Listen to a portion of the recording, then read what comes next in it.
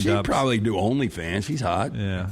Yeah, he's on his way to doing that now. I feel like we should have blurred those out. I mean, it's borderline. Yeah. It is borderline. Kanye could take her to the Grammys. Yeah. Is that it? That's it. Trash brought to you today by our friends at Mortgage Right. Yeah, our friends at Mortgage Right. It is buying season always. Our friends at Mortgage Right here to help, no cost or obligation to find out what you qualify for. You can get more information. Go to their website, mortgageright.com, or call 205-900-7200. Okay, before we go, the highest selling jerseys in the NFL is out. It's our Champy's Dash to the end here. You can dash and get your to-go food from Champy's Chicken Highway 119 in Alabaster. Just go to champyschicken.com and order ahead, a quick pickup window, and you're ready to go. Or you can dine in that wonderful atmosphere that Sterling has created for over a decade. It's all right there on Highway 119 in Alabaster. Great Southern fried chicken, all the sides, a Mississippi Delta recipe, tamales, and so much more. This past year, which jersey sold the most? I am going to say it is either Lamar Jackson or Saquon Barkley. I know the obvious answer is going to be Mahomes. No, the obvious answer is Travis Kelce. This is the Taylor Swift effect. Lamar Jackson is 7th on this list. This is from 2024. Where is Saquon? Saquon Barkley does not make the top 10. Well, I guarantee that was probably before the... Yeah, but he sold more recently. Yeah. Well, before maybe New York to Philadelphia. Yeah. No, it's all of 2024, so it includes this football season. Yeah. That's surprising. Number 10 on the list, Brock Purdy. Wow. Number 9 on the list, J.J. Watt, and these numbers are from the NFL. Number 8 on the list is Justin Jefferson. Number 7 on the list is Lamar Jackson. Number 6 on the list is C.J. Stroud. Wow. It gets more surprising here. Number 5 is Tyreek Hill. Dolphins fans just don't look like a big jersey fan wearing base. Well, part of the problem is when they scan the crowd in Dolphins games, there's nobody there. Always ready for a shot, isn't it? Always. When they scan there's fans there. They're half in the proper logo and half in the New Jersey. And there are no Tyreek Hill proper. Well, actually, there are. They do sell the throwback with Tyreek Hill. Number 4 is Micah Parsons of the Dallas Cowboys. Number 3 on this list is an Eagle. It's Jalen Hurts. Yeah. Surprising to me. How many Eagles fans would trade their Hurts jersey for a Saquon jersey? Probably so. Number 2 on the list, you nailed it, Patrick Mahomes. Right. And number 1 is Travis Kelce. And Travis Kelce's not on the list. He's not number 1? He's not even in the top 10. I'm actually stunned at that. I really am. Not even in the top 10. Number 1 on the list, Christian McCaffrey of the San Francisco 49ers. CMC, huh? Wow.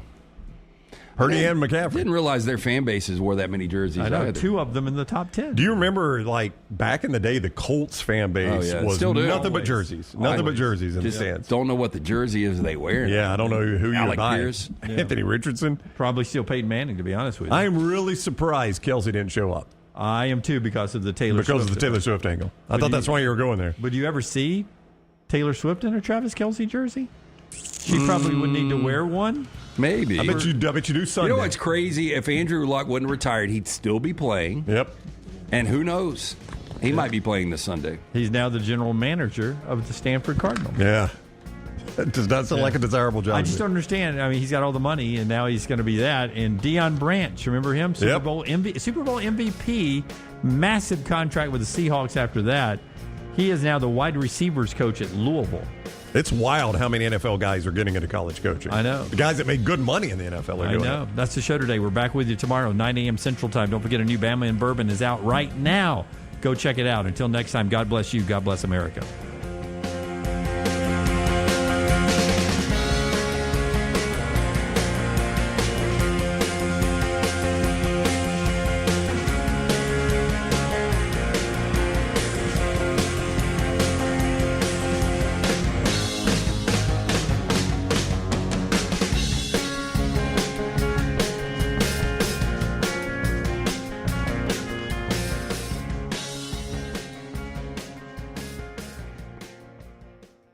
All right, Auburn fans, I want you to become a member of thebarnauburn.com and join in on the fun. Whether it's recruiting discussions, off-season chatter, or the latest Auburn athletics news, we've got it all. Get $25 off your annual subscription when you sign up for your account at thebarnauburn.com today. War Eagle. Follow LT on Twitter @TheLanceTaylor. Jim Dunaway, Lance Taylor, Ryan Brown. Live from the Birmingham Racecourse Casino Studios, the next round, presented by Bud Light, is on now. All right, it's live now on a Thursday as we get ready for Super Bowl weekend coming up. We'll talk about some big moves in the NFL, some changing pieces on the board in college football. We've got some more win totals from FanDuel that will sort of do big picture on college football. And one thing we're noticing about the Big Ten, I got a little thought on that. LTD&B with you.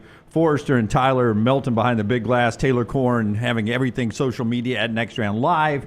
EG handling everything else for us reporting-wise and getting ready for a new edition over on Cover Crimson today with Clint Lamb. So we look forward to that content coming up. As we get going today, I'm okay starting with college basketball and maybe even the conversation we were just having. A big game coming up February 15th. And it's interesting when you've got ticket demands going on for a game like that, and you start having to defend your home court, but you have another fan base that want to go to those games too, that ticket prices shoot up. We see it in every sport.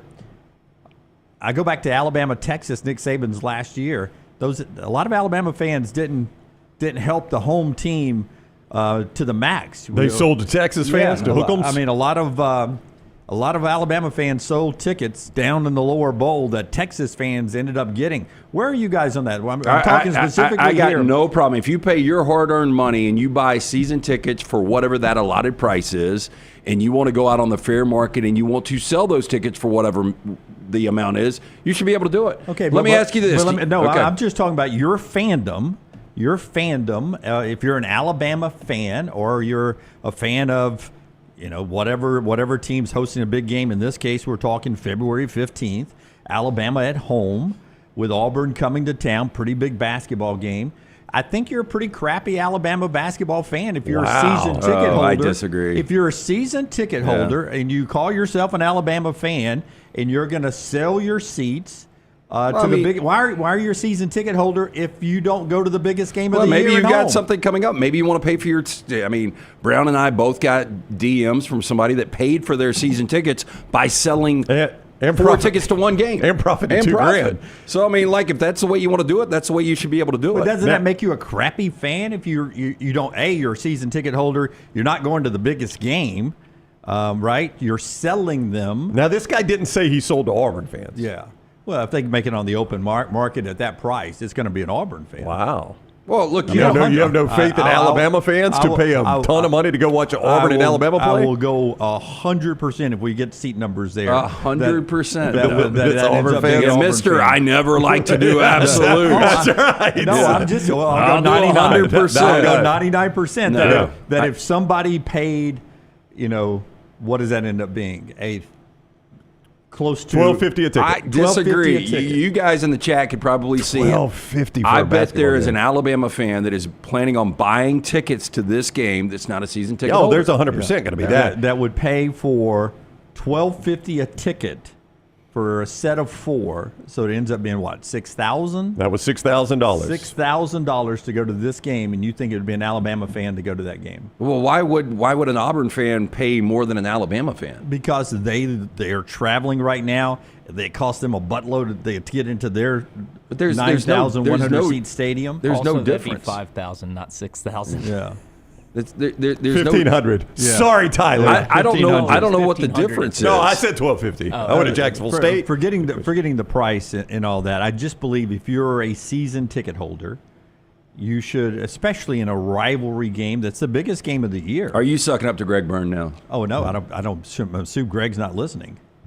I bet he this is. works for anything. You go to an Auburn game when Kentucky's in town. There are some Kentucky fans. This is back when Kentucky used to be the dominant ones. But I think the Auburn fans do a really good job of trying to keep the other team out of Auburn Arena. Look, I mean, you've said you're a capitalist before, right? I am a capitalist, Okay. absolutely. Well, this is a But I'm capitalist also, move. No, it is. There's nothing illegal about what he's doing. I'm just Well, let me saying- ask you this. Somebody I'm knocks on saying your door. You're a pretty shitty fan if you do it that way. I disagree because it's your money. I mean, in a perfect world, you'd rather sell it to an Alabama fan.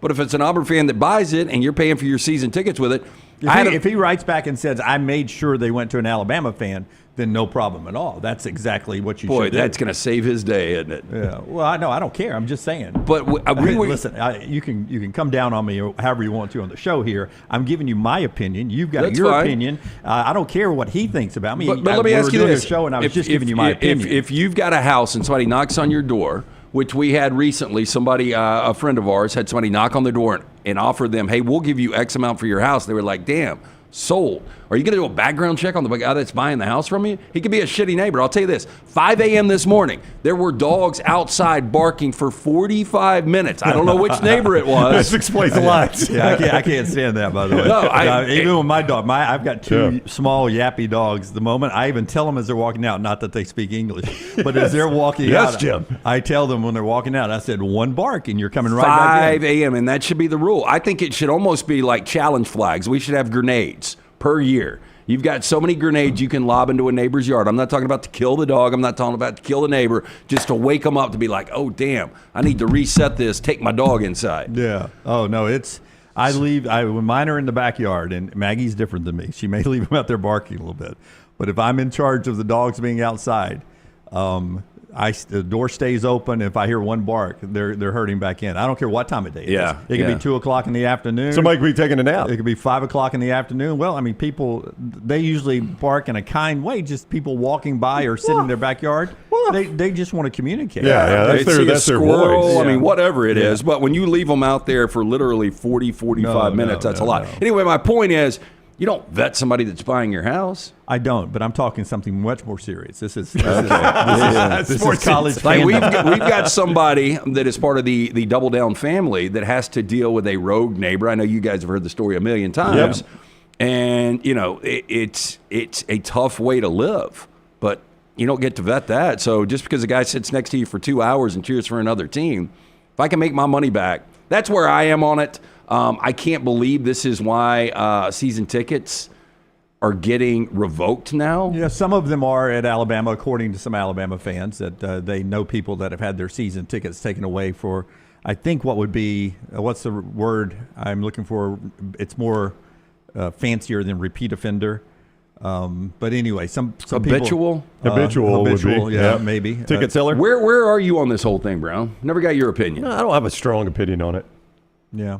I mean, I mean, Great contribution. I mean, you want me to make? To the You show. want me to be Chris Russo and make one up and yell at the camera and get my hair all Is messed this up Goldilocks and the Three Bears? like Mad Dog does? I mean, I look down on the TV every day and Mad Dog is yelling at the camera. He's like right up in the camera yelling at him. Like, there's nobody alive that can have that passionate he gets opinion, paid to yell, bro. that passionate opinion about that many topics. Like, you can't be that passionate about that many topics. And every day I look down here and the guy's yelling in the camera. I'm just saying that if you're a fan, and it's a compliment, I think, to Auburn, that they're able to, and there'll be some that are in there. There'll be some Alabama fans at the end of the year that are in there. I don't know if Kentucky comes there still. I don't know what team comes there still, but usually inside Auburn Arena.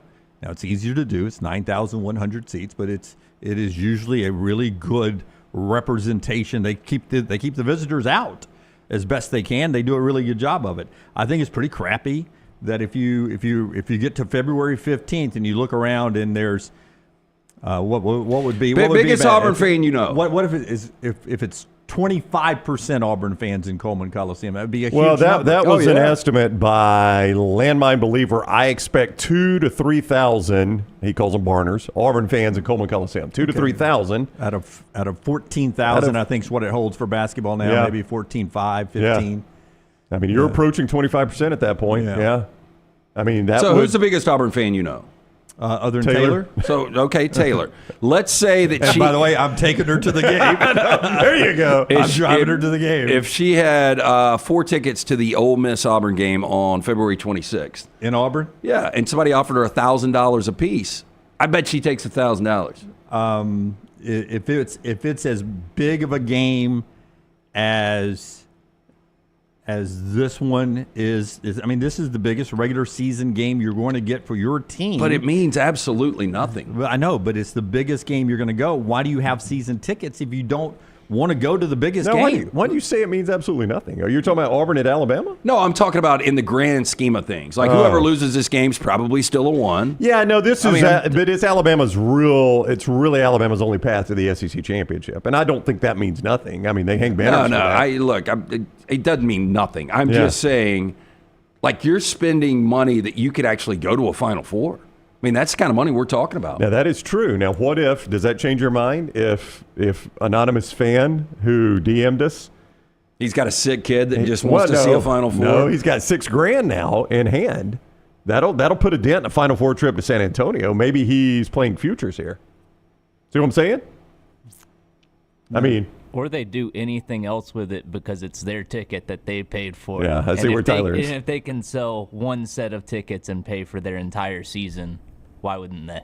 Or his prosthetic leg got stolen. Yeah, needs to buy another one. There are scenarios. Yeah, there are scenarios. The youngest is being held ransom for $6,000. I'm just saying, I bet Taylor and a lot of Auburn and or Alabama fans for the right amount of money would sell their tickets to whoever. I would say this. Most likely what happens is you sell it to somebody who is going to turn around and sell it. You're selling it to a nondescript non-fan who is going to end up not going to the game. Well, I've had this, and then it flips around and gets sold to the highest bidder. Well, in this case, I believe it would be an Auburn fan. There are some untouchable tickets when it comes to that, because I will have conversations with our ATIX guys, and I'll be like, I need 4 tickets to this Auburn game or this Alabama game, and sometimes they'll be like, okay, who's going? That's right. How wild are they? Who do they pull for? That's right. Because there are certain seats they're taking care of their that are exclusive. Yeah, they're taking care of their valuable customers there. Yeah. So I understand all that. If you're on the court, right, you're a high dollar booster on the court, you're not going to the game, and if somebody like is going to sell those tickets, you're making sure that's not going to 4 Auburn fans. It's going to be sitting right there in the highest dollar seats. Or you probably lose your seats at that point. If I'm Greg Byrne, now I will say this: if I'm Greg Byrne, or if I'm John Cohen, and these seats that are literally on the court, and I look down and I see an Alabama jersey or Alabama shirt at Neville, or see an Auburn shirt at Coleman, we're going to have a long conversation with that ticket holder. I can promise you that now. Yeah, now, she better be good looking. Now, up in the stands, I might let that slide, but I'm telling you, if I'm Byrne or Cohen, and I see that now, I'm going to have a long conversation, because do you know how bad that makes me look on TV? Not me as the AD, but me as the program. Yeah. That's a bad look for your program. You know on what's TV. amazing is we're talking about these pricing, and this game used to be all about what? The stupid football the trophy. stupid football trophy. The dumbest Man, I want to thing. go. I got to pay $50 to get into this because I want to go see, sing this song and get handed this trophy. Yeah. I mean, there's a great Alabama fan, basketball fan, and she posted the other night on Instagram about, if you are selling your tickets, make sure you're selling them through, there was some site, the Alabama fans can sell to Alabama fans. And she was ahead of this going into the weekend. I guess it was Saturday or Sunday she posted it. And a site Rutgers will never have. Yeah, well, I'm just saying that she was like, obviously some people can't make it to every game. Make sure you're selling it to Alabama fans when you can't make it to the game inside Coleman Coliseum.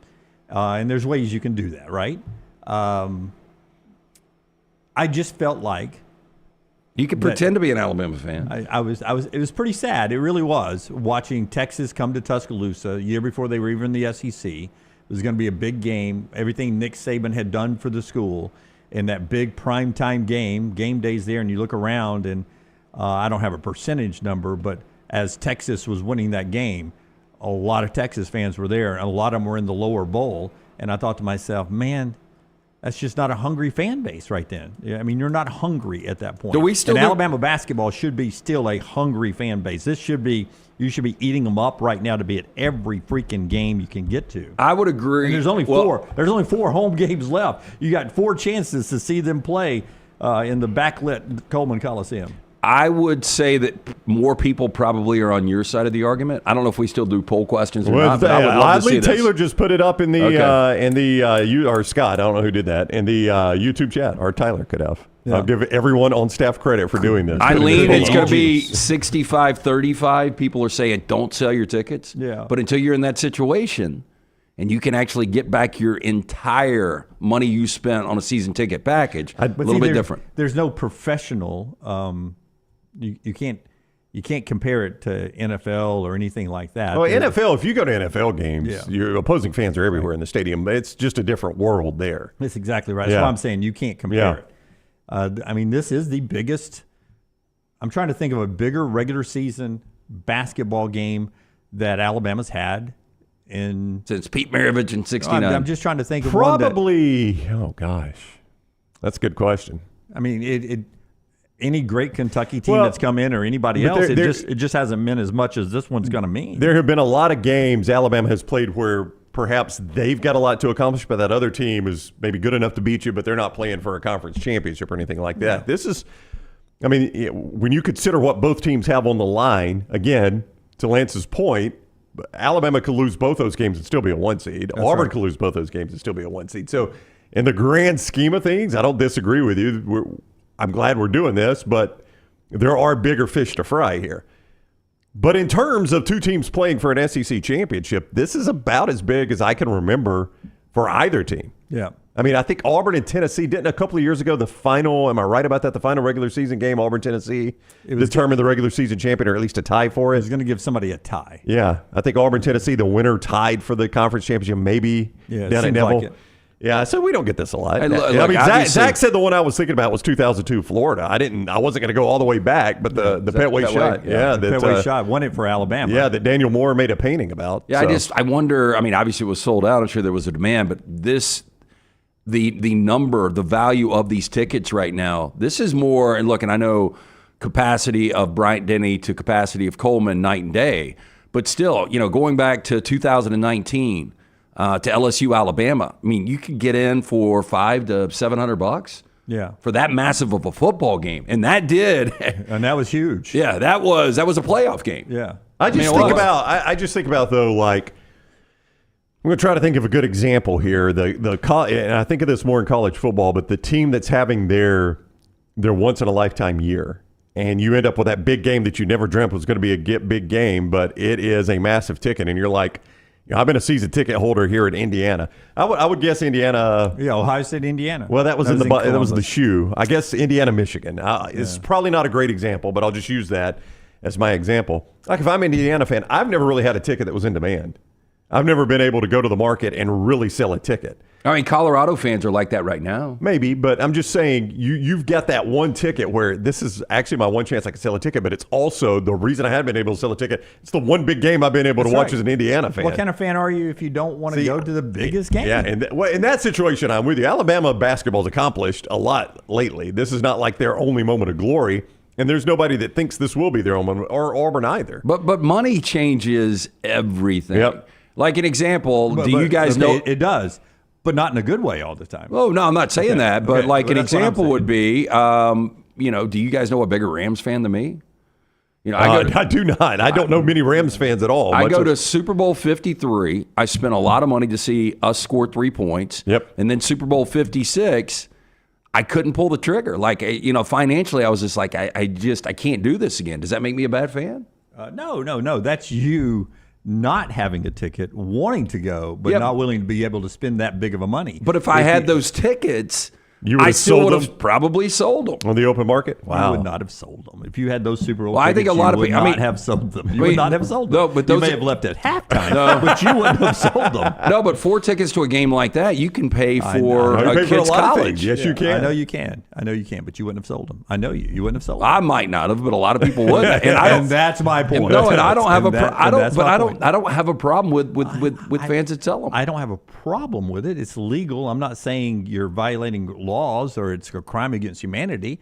I would say look in the mirror and ask yourself how good of a fan you really are. It sounds like you have a moral issue with it, though. No. I'm just saying don't bitch about play calling this fall or Don't say Nate should put Mo Diabate If in the you starting sell your lineup. tickets? If you're sitting there, if you're not going to lay anything on the line, if you don't have any argument. if you don't have blood in the game, then don't sit there and bitch about how it's going. What if they just wanted a weekend at home and saw a nice opportunity? You are a I'm not even going to say a closet Bama fan. We know you're a huge Bama fan. Yeah.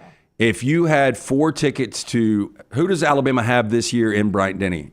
Oh, they have a tough schedule, man. You wouldn't know. But I'm saying if you had a 1 versus 2 and somebody offered you the right amount, you would sell the tickets. Like Bama LSU. Let's say LSU's good and Bama's good. Bama LSU could be 1-2, another game of the century. Yeah, if you could get $6,000 for 4 tickets, are you going to go and take 3 friends? Or you go sell them? Am I a season ticket holder already? Yeah. If I'm a season ticket holder already, I buy those tickets for that game. I'm not going to sit through. See, I'm kind of with Jim on this. I'm not going to sit through Indiana Monroe State and any of those Wisconsin and all those games. Here comes Vandy. Missouri, and I'm going to miss the LSU game. I know. That's the whole reason I got tickets. Well, you just said there's a ton of great games. Yeah. Well, there is, but I'm there for you're telling me about the biggest one. I'm not going to miss that. But I'm just saying if the biggest one short. can pay for your entire season ticket package and then some. There'll be something else. I'll keep working. I'll sell a kidney. I'll do something else. And I'm not saying it's not obnoxious. I mean, watching San Francisco in the NFC Championship game a couple of years ago, it was all San Fran fans and SoFi. Yeah. We have a lot of college football breaking news that has happened during that little rant on being a good fan or not a big fan for the biggest game coming up. And by the way, if you don't go, you sell your tickets, and then Nate Oates leaves and goes to North Carolina or anywhere else. Jimmy Guilt because he wants to have fans that show up for the big games. Don't start complaining at that point. You don't think there'll be Duke fans all over the Dean Dome this year? Well, yeah, because North Carolina's got a down year happening right now. They're not even going to be tournament teams. That's when you got to be a real fan. Hey, put that on the list. If Oates leaves for Chapel Hill, we're back to this guy's fault. We need names and numbers.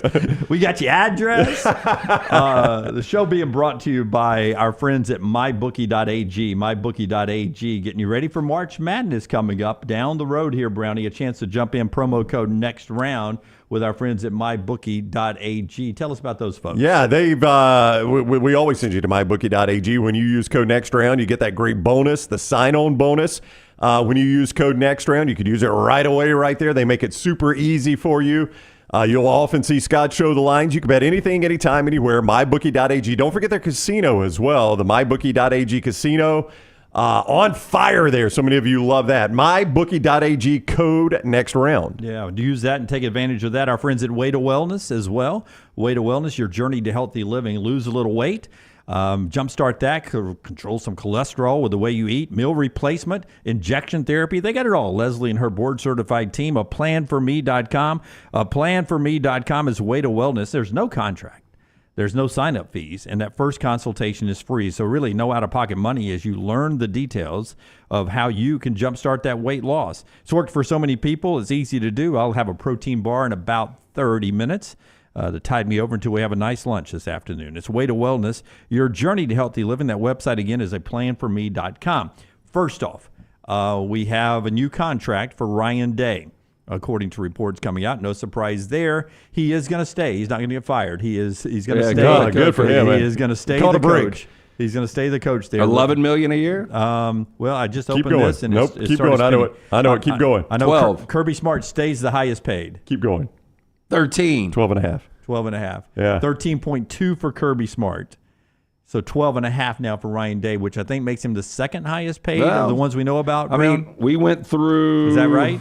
I think second highest paid. Is that what you're saying behind Kirby? I think that's right. Yeah. We've still got this list from the other day. Kirby 1, Ryan Day 2. You got them ranked to pay, but yeah.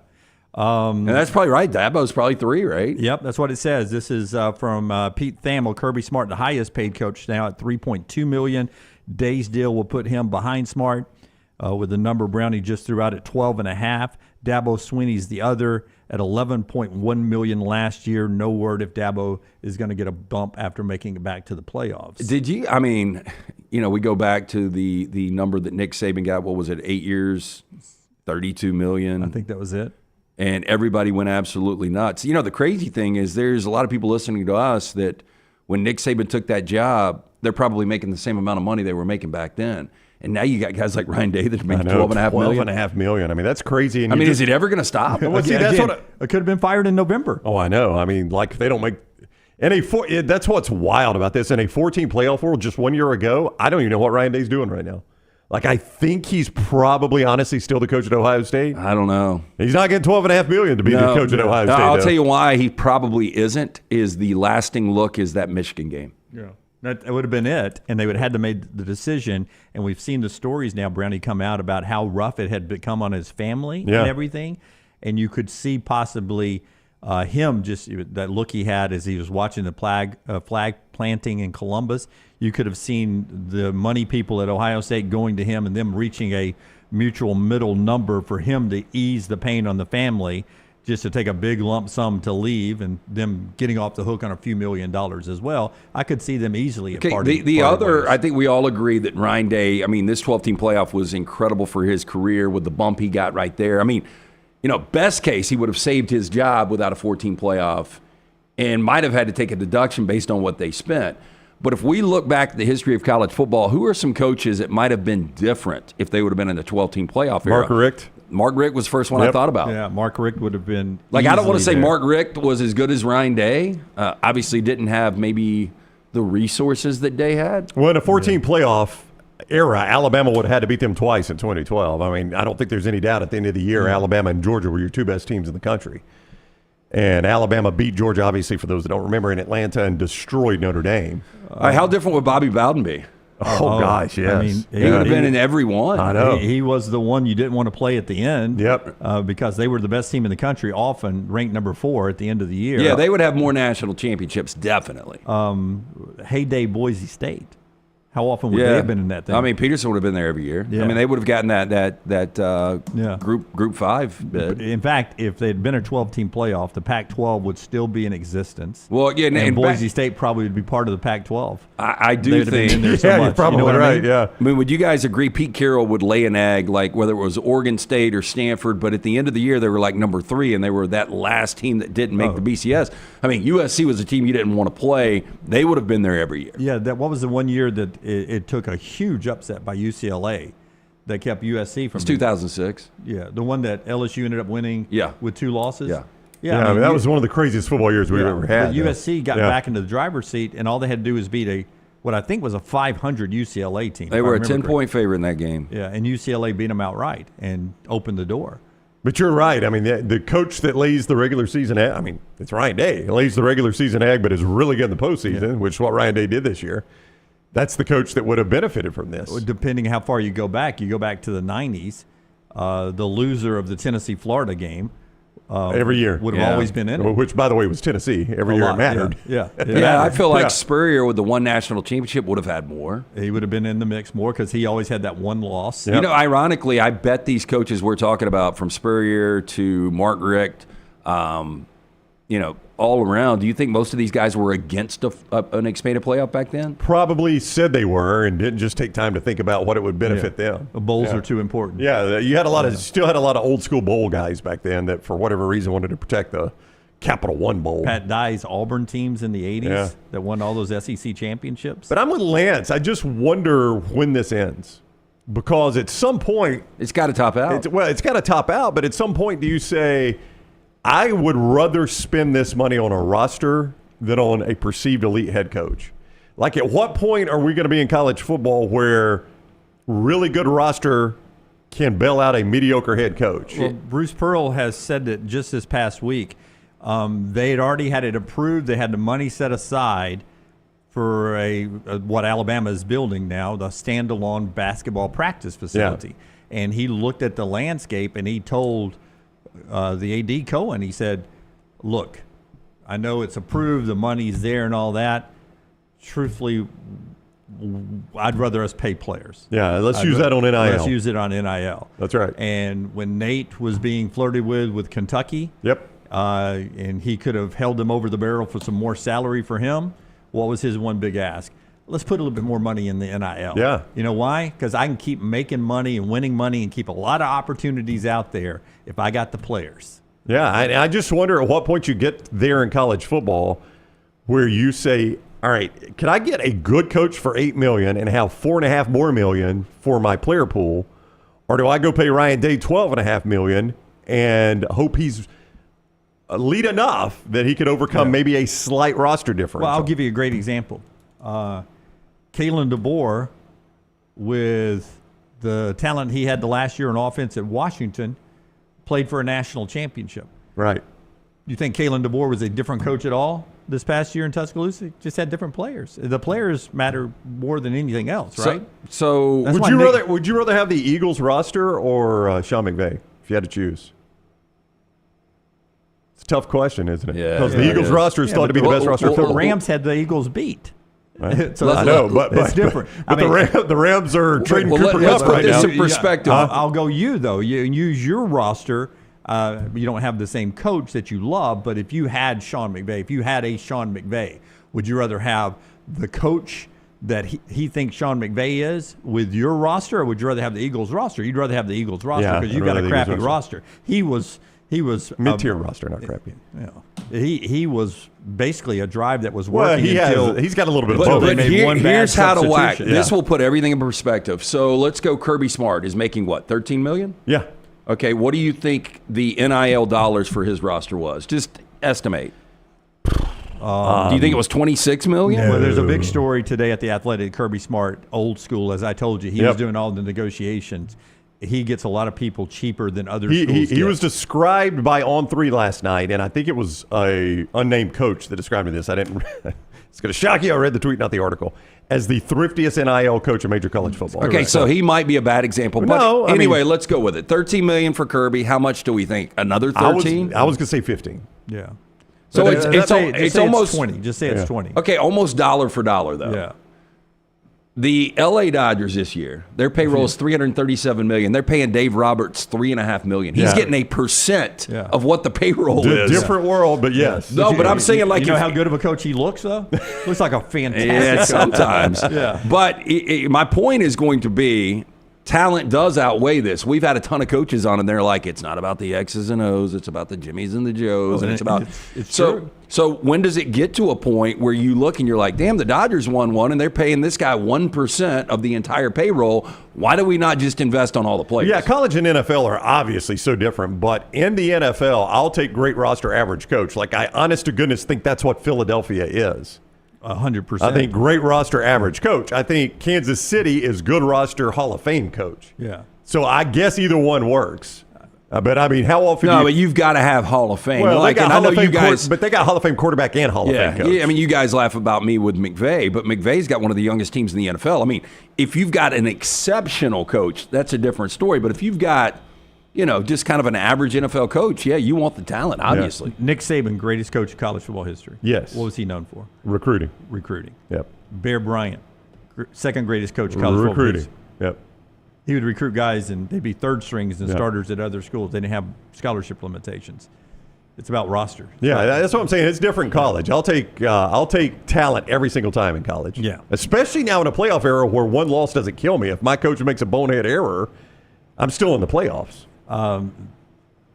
The other breaking news, it's now official. Some people who think Ryan Grubb was the reason why Alabama maybe missed the boat a little bit last year in offense. It's now official. He's Alabama's offensive coordinator. No surprise there. Officially named. He is back in Tuscaloosa. I will tell you, Ryan Grubb will show up and he'll say, man, this is not the talent we had when I was at Washington. Let's work on the talent here. But Ryan Grubb is now officially the offensive coordinator. That's now official from the school. And I would assume that Nick Sheridan keeps the money that he was making. I would imagine. And I would assume it's kind of a co-offensive coordinator title, right? I don't know what they officially call him here, offensive coordinator. He's officially named the offensive coordinator. I mean, what does Grubb get, $2 million? Yeah, that's in play, absolutely. $2 million is worth it. But you're right, Nick Sheridan and James Shepard, they don't go back. You keep that can't salary. do that. You keep that salary. Yeah, you can't do that. Yep. So that's official, and we'll talk a little bit more college football coming up as we roll on this morning. Andy Kennedy joins the show. We talked a couple of weeks ago about maybe Andy doing the best coaching job he's ever done to wake up what was wrong with this UAB team to get them now in sole possession of second place, just a game behind Memphis as they run down the American Conference. Can Andy get UAB back to the NCAA tournament? He joins us at 11 Central today. Tyler's got our 4 downs. And last night, these guys were at trivia at Odie's. And the big question last night was? What came first? The first ever location of Target or Brad Pitt? Okay, I feel like Target is a Minnesota thing. That is correct, Minneapolis. I was you say wondering that because of the Twins. I was wondering that because of Target Field. That's right. Target Arena, whatever all the Targets they have up there. So it was in Minnesota. And what was the other side of that? Brad Pitt. Brad Pitt, who I picture to be 60 or 61, which takes you back to this. I'm going to say Brad Pitt is 1 year older than Target. You already know this. I already know this. Tyler? I'm going to say Target's 1 year older. Tyler's dead on. Target 1962, Brad Pitt 1963. So close, Jim. Little things that you know, and we didn't even know this till we got there last night. We have started a winter tournament, trivia tournament. That's started right. last night. Tournament of Champions. But you can So jump if you on at any point. You get in. Well, you get in, but if you win, that's how you end up winning the tournament. It's total wins. So anybody can get in the tournament. Yeah, you still got time to get in still because got it's going time. for 3 more weeks. But jump on board. That's every Wednesday night. The original location in Crestline, newest location in Edgewood. Great food at both those locations. Award-winning wings, delicious burgers, great sandwiches, the chili, ice-cold beer buckets, full of the Bud Light. Get in, see Will Haver, 2 locations, Birmingham Institution. It's Odie's Tavern. Haver would love this. I think I would like it if you won, then you make it into a champions night, and then the next night, if the winner has already won, then the second place team assumes that and gets the automatic. We may do that. I mean, this is it's a fluid plan right now. Is, we came up with it on the drive up 280 last night. Yeah. So I like the champions night. Yeah, where you get the champions in there. That's and you right. can have other people that night play that night. They can win the night, but they can't win the championship belt. I like that. Yeah. I like that. We'll pass that on to Haver. Thank you, Will Haver. Hey, Jimmy Dunaway, idea man. Just give me free Odie's chicken fingers and ranch, and I'll come up with the ideas. All right, when we come back, yesterday, this is so sad. Yesterday was National Signing Day in college football. Yep. Used to be such a big deal. Yeah. I never even thought about it.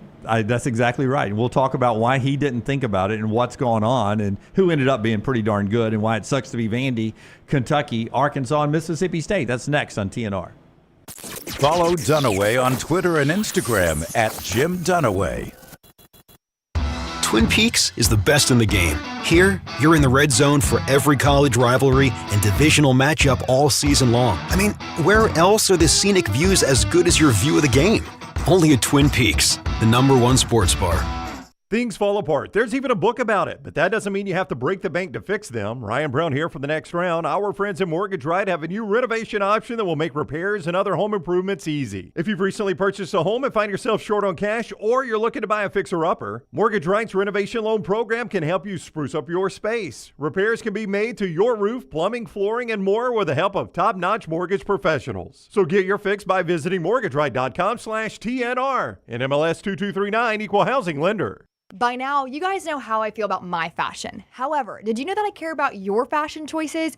Cargo shorts are out, flip-flops are only appropriate on the boat, and please throw away that stained t-shirt from college. You may be thinking, EG, that's all I own. What do I do? Here's what you do. Go to nextround.store and fill your cart with a wardrobe that is approved by me. Stock up on logo t-shirts, hoodies for football season, and hats for every day of the week. Trust me on this one and head over to nextround.store to get stocked up for this season. Just because you've quit going to the gym, it doesn't mean that you have to quit gym altogether. Dunaway, that is. With our Next Round podcasts open 24/7, 365, you can access gym anytime you'd like. While you may have done away with your treadmill routine, our version of Dunaway is standing by ready to get you back to your absolute best. Find all that lovely Jimmy D-led content on Spotify, Apple Podcasts, Google Podcasts, and in the podcast section of nextroundlive.com. This message is sponsored by Jimmy Crypto Inc. and Jimmy Crypto for President. Happy football season. At the Next Round, we strive to make our loyal listeners feel like they're a part of the action all season long. My name is Emily Grace McWhorter, and I do that by bringing you along for any given Saturday in Auburn or Tuscaloosa. From pregame warm-ups, touchdowns that make you feel a part of the play, and everything in between, our goal is to make you feel like you're inside Bryant Denny or Jordan Hare. Follow along on our social media at Next Round Live on Instagram, X, and Facebook. Also, check out thebarnauburn.com and covercrimson.com while you're at it. Here's to fall Saturdays. Looking to expand your business? Let the Next Round help you. Contact us, sales@nextroundlive.com, and be part of the team. Advertise your product to hundreds of thousands of potential customers on our ever-expanding platforms. The Next Round can take your business to the next level. Join our existing partners in the fastest-growing media space, both live and on demand, while reaching the most desirable audience for your business. Get more information by emailing sales@nextroundlive.com, and one of our team members will work with you to build a plan to take your business to the next level using the Next Round. Hey, let me tell you about our friends at Urology Centers of Alabama. Compassionate and comprehensive urological care with 35 physicians, 17 locations across Alabama. Their patient-centered approach to all of your urological needs. Remember, they've got that new men's health center. It is beautiful, helping men with a wide range of sensitive male issues in a comfortable environment. You can always go online, visit urologycentersalabama.com, schedule an appointment with one of their many urologists today. It's time to pull the trigger on the Next Round merch that you've been eyeing. We know there's a lot to choose from at nextround.store, so here's a few of our favorite picks. If you want to match LT and Brown, go with the TNR logo hoodie and throw in one of Dunaway's favorite hats. Any of them will do. The Backroom's go-to is the classic logo t-shirt, while my personal favorite is the light blue TNR crew neck. All of these items can be found at nextround.store and are EG approved. Rest assured, your order will be packed with lots of love from us here at the Next Round. Head over to nextround.store to start filling up your cart.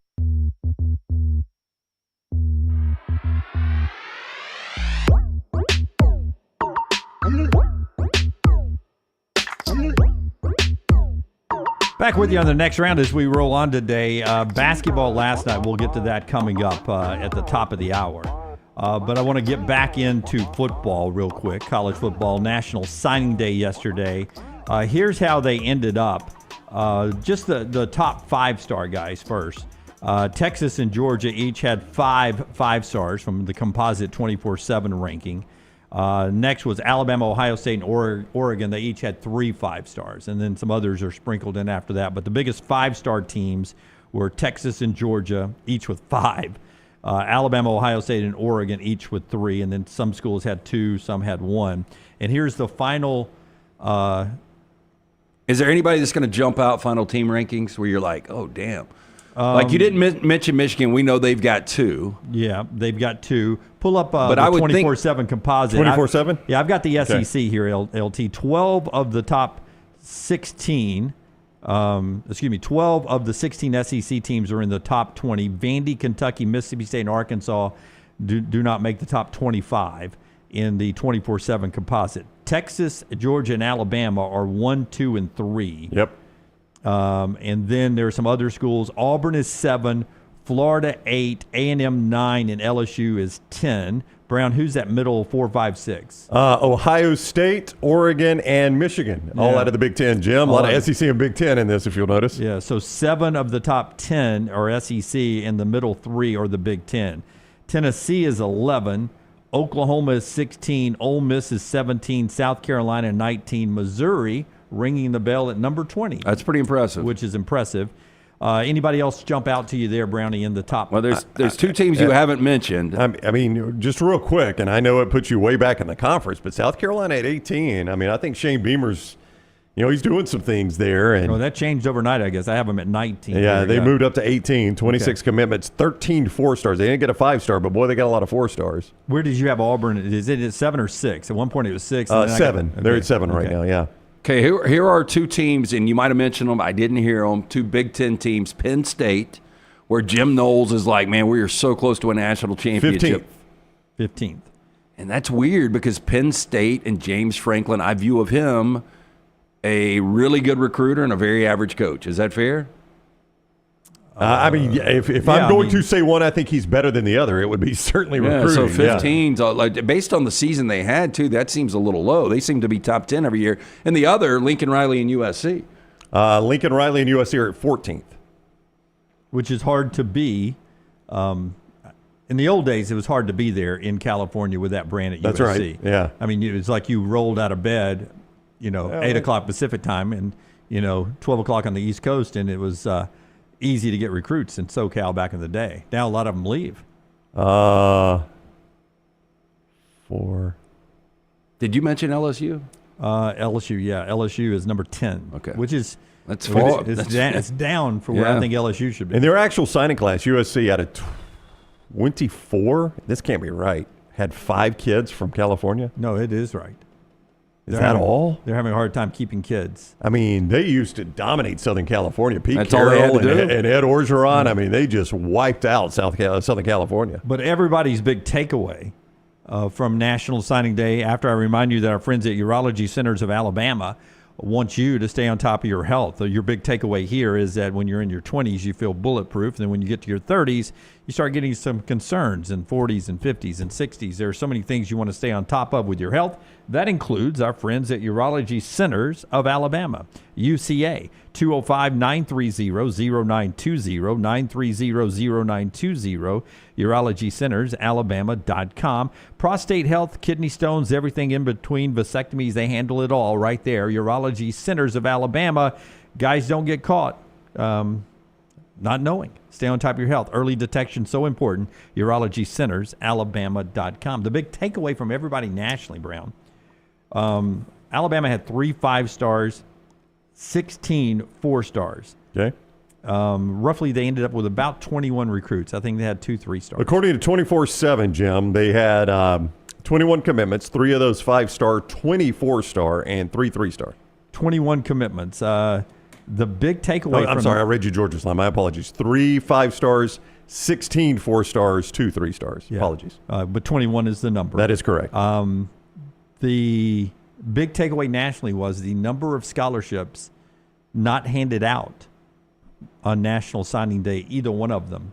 21 for Alabama. I think, what's the limit? Is there even a limit anymore? I don't know. Georgia signed 28. Yeah. There used to be ways you could skirt the limit. Yeah, but used to 26 used to be the limit. I thought it was 25, and you could go up 28. Yeah, But I remember there was a year Houston signed 28 at Ole Miss, and it was a big deal. Yeah. So here's the big takeaway from everybody, is that scholarships are down for high school kids on either one of these signing days, and they're being used where? They're being used in the portal. Yeah. That the National High School Signing Day, as Tom Fornelli writes, is dead. It's dead. He says, especially the February one, where used to be such a big deal. It happened yesterday. We didn't talk about it once on the show. I'm doing a show helping out an organization about National Signing Day, and I thought it was going to be yesterday, and it ends up it's Monday. It's just different now. They're not doing a National Signing Day show on National Signing Day. It's just different now. And it's because they believe to be the interest in portal players but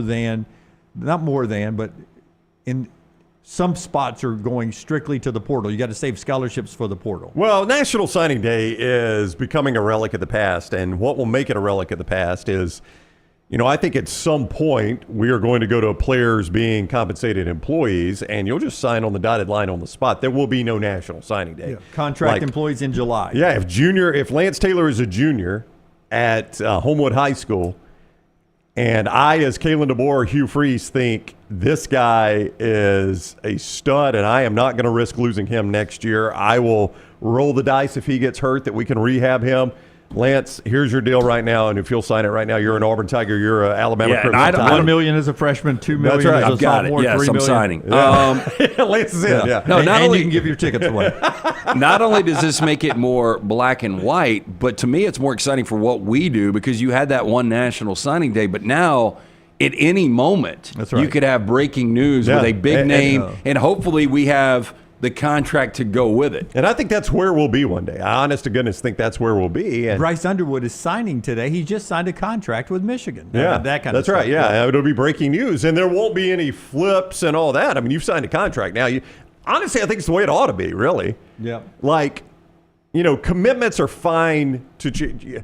Look, it's a high school kid, so I'm not going to bash kids that flip on commitments. I know things change. When a coach leaves, I understand it, but there's guys that commit 2, 3, 4 different places, and you're just like, well, what's going on here? Yeah. Like, I mean, I know this is super old-fashioned to say, but what if your word was your bond, right? And I decide I'm going to go to the University of Alabama, so I sign, my junior year. Now, if Kalen DeBoer decides to take an NFL job, I don't know how we're going to manage that, right? I mean, I don't. Does that cancel a contract, or is a contract a contract no matter what? I don't know. I don't know the way we're going to deal with that. But it could be worded in there by the school. It could be say, look, you're signing this contract in fine print. If Kalen DeBoer leaves or Hugh Freeze leaves, this you're released from the contract contract. Is void and, null and void. Yeah, and that's going to change some things, obviously, if that happens. But again, your I'll go agent back. could say, I tell you what, no, we don't want to be tied to. We want this contract to be solid no matter who the coach is. Yeah, I'll go back to junior Lance Taylor at Homewood High School. If I want it bad enough, and he's like, I got to have this clause in my contract, I'm going to put it in there. That's right. If the school wants you bad enough, they'll put the clause in there that if the head coach leaves, this contract's null and void. Can a minor sign a contract? Well, and that becomes another issue. I don't know what age you have to be to sign a contract. So I don't know why I looked at Tyler. 18 in most states, but in Alabama it's 19. Oh, wow. How do you happen to just know that off the top of your head? I was actually in a situation where I signed for an apartment Of course you when are. I was 18, Right. and they wanted to keep me there when I really was not going to stay there because it was just too expensive, and there were also a ton of problems. And that's how I got out of it. Look at Tyler. A little loophole. It's just funny. Like, I'll just glance up and he's shaking his head. I Like, know. Like, how does he know this?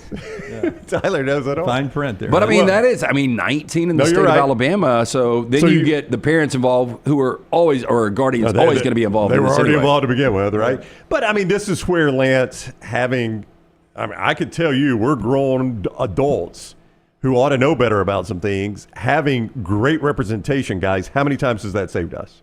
Our agents. How many times would you say our agents have saved us? I would say Probably every contract we signed. I would say I'd been out of prison by a year now. I think I would only have served 18 months, leaving my previous job. Yeah, but as our agents told us early on, right? Our agents were like, all right, you're going to go to Cumulus or whoever it was at the time, I'd been Citadel, and they're not going to want to deal with us. They're going to say, no, we'll just deal with you. Because they've negotiated hundreds of contracts. How many of you negotiated? We're like, 0. Exactly. That's why they're going to want to deal with you.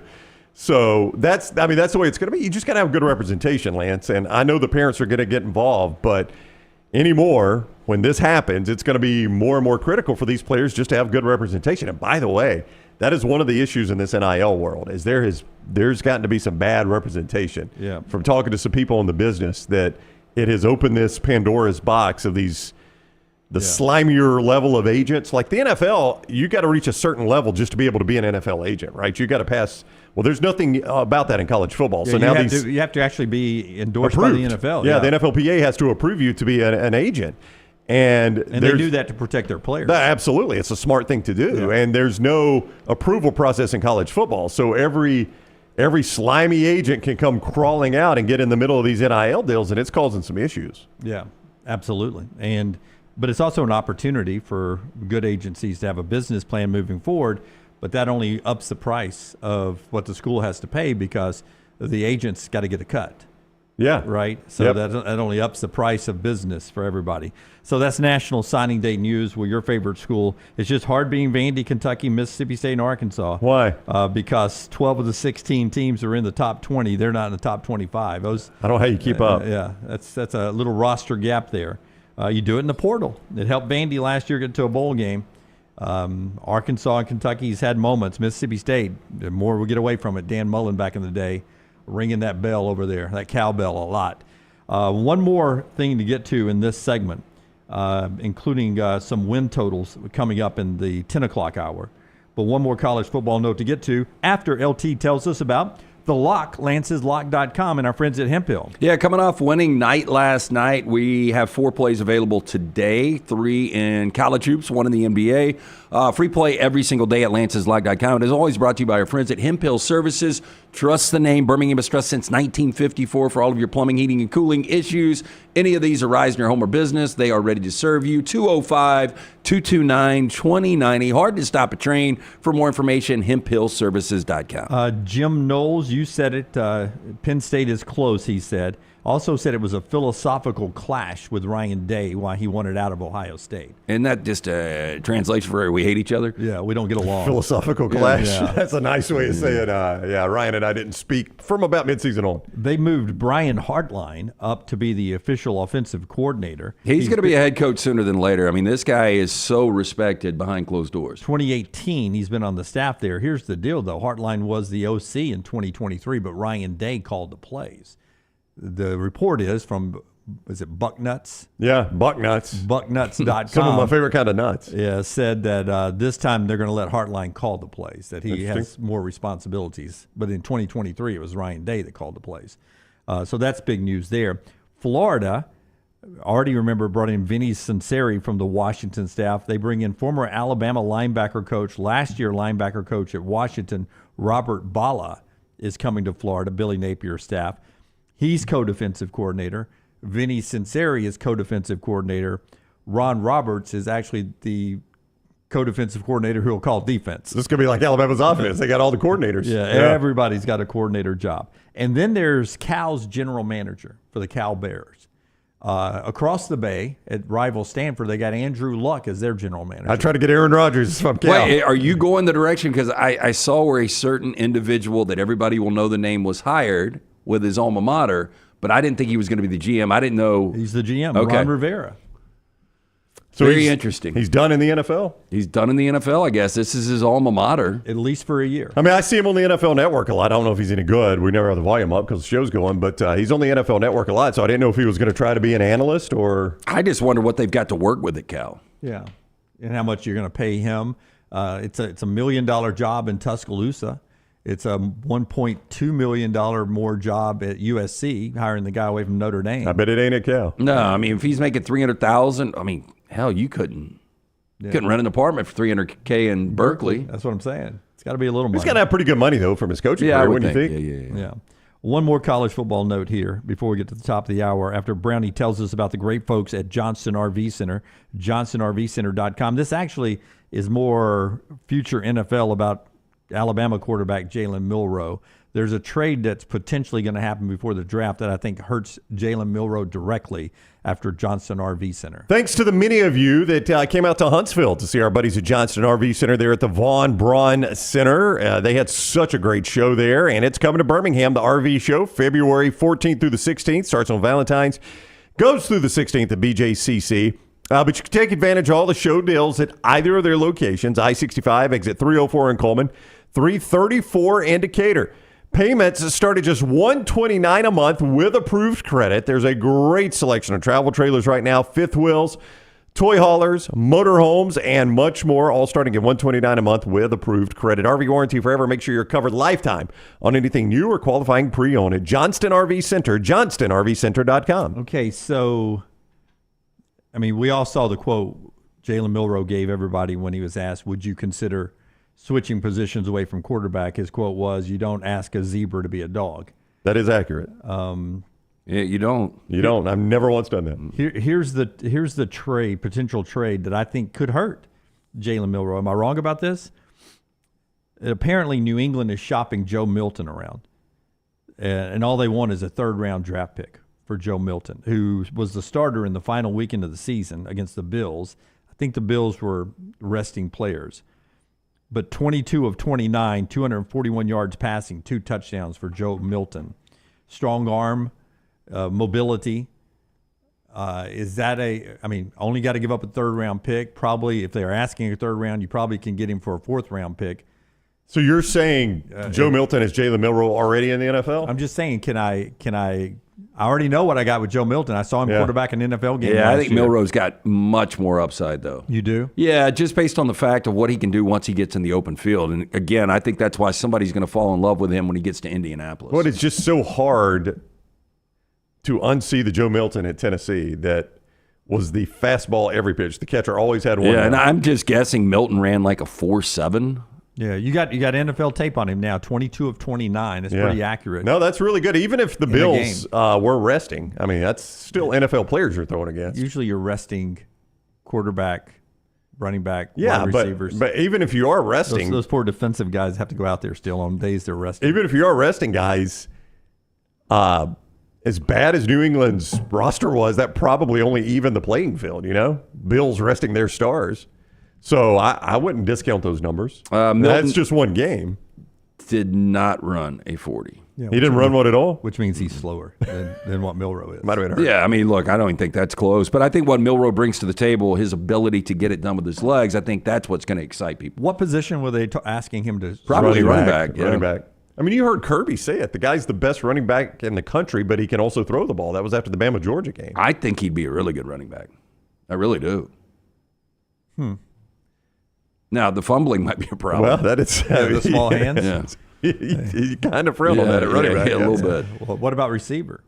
No. I've Small never hands problem there too. Well, I mean, small hands would be an issue.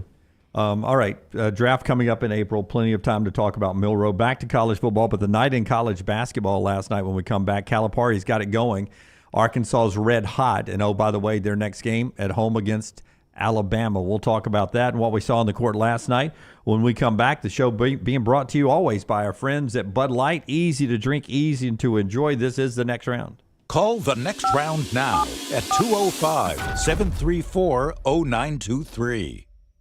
Looking for a great place for that boring meeting? Leave the office and go to the Golfus. What about corporate events like board meetings, sales meetings, customer appreciation events? How about the Golfus? Watch parties for football and basketball, parties for birthdays or couple showers. The Golfus is a great place for those. The Golfus has Birmingham's best golf simulators and man caves in Vestavia on Highway 31, opening soon in Trussville and on Highway 280. Bring whatever you want to eat or drink, even bring your own clubs. Get out of the office. Go to the Golfus. Book your spot now at thegolfus.com. Make Valentine's Day special with our friends at the New York Butcher Shops. Right now, their Valentine's Day special, you get 2 certified Angus prime beef choice fillets, 2 twice-baked potatoes, fresh salad for 2, and yeast rolls. The choice, $59.99. The prime, $74.99. Available for pickup right before Valentine's Day. 2 locations. The New York Butcher Shop, Cahaba Heights, 205-970-7300. The location in Greystone, Highway 119, 205-703-8825. This Valentine's Day, make it rare quality, well-done service. The New York Butcher Shop. Storm season is here. Make sure you have a plan of action in place right now. Greg from Pell City and Storm Restoration Roofing should be your first call when storms hit. Insurance companies love working with Storm Restoration Roofing because of Greg Nelson's name and reputation in the industry. When storms hit, call Greg Nelson. He's local, 205-542-3531. He's the home of the free no-cost roof inspection. Greg from Pell City on Facebook, 205-542-3531. It's Storm Restoration Roofing.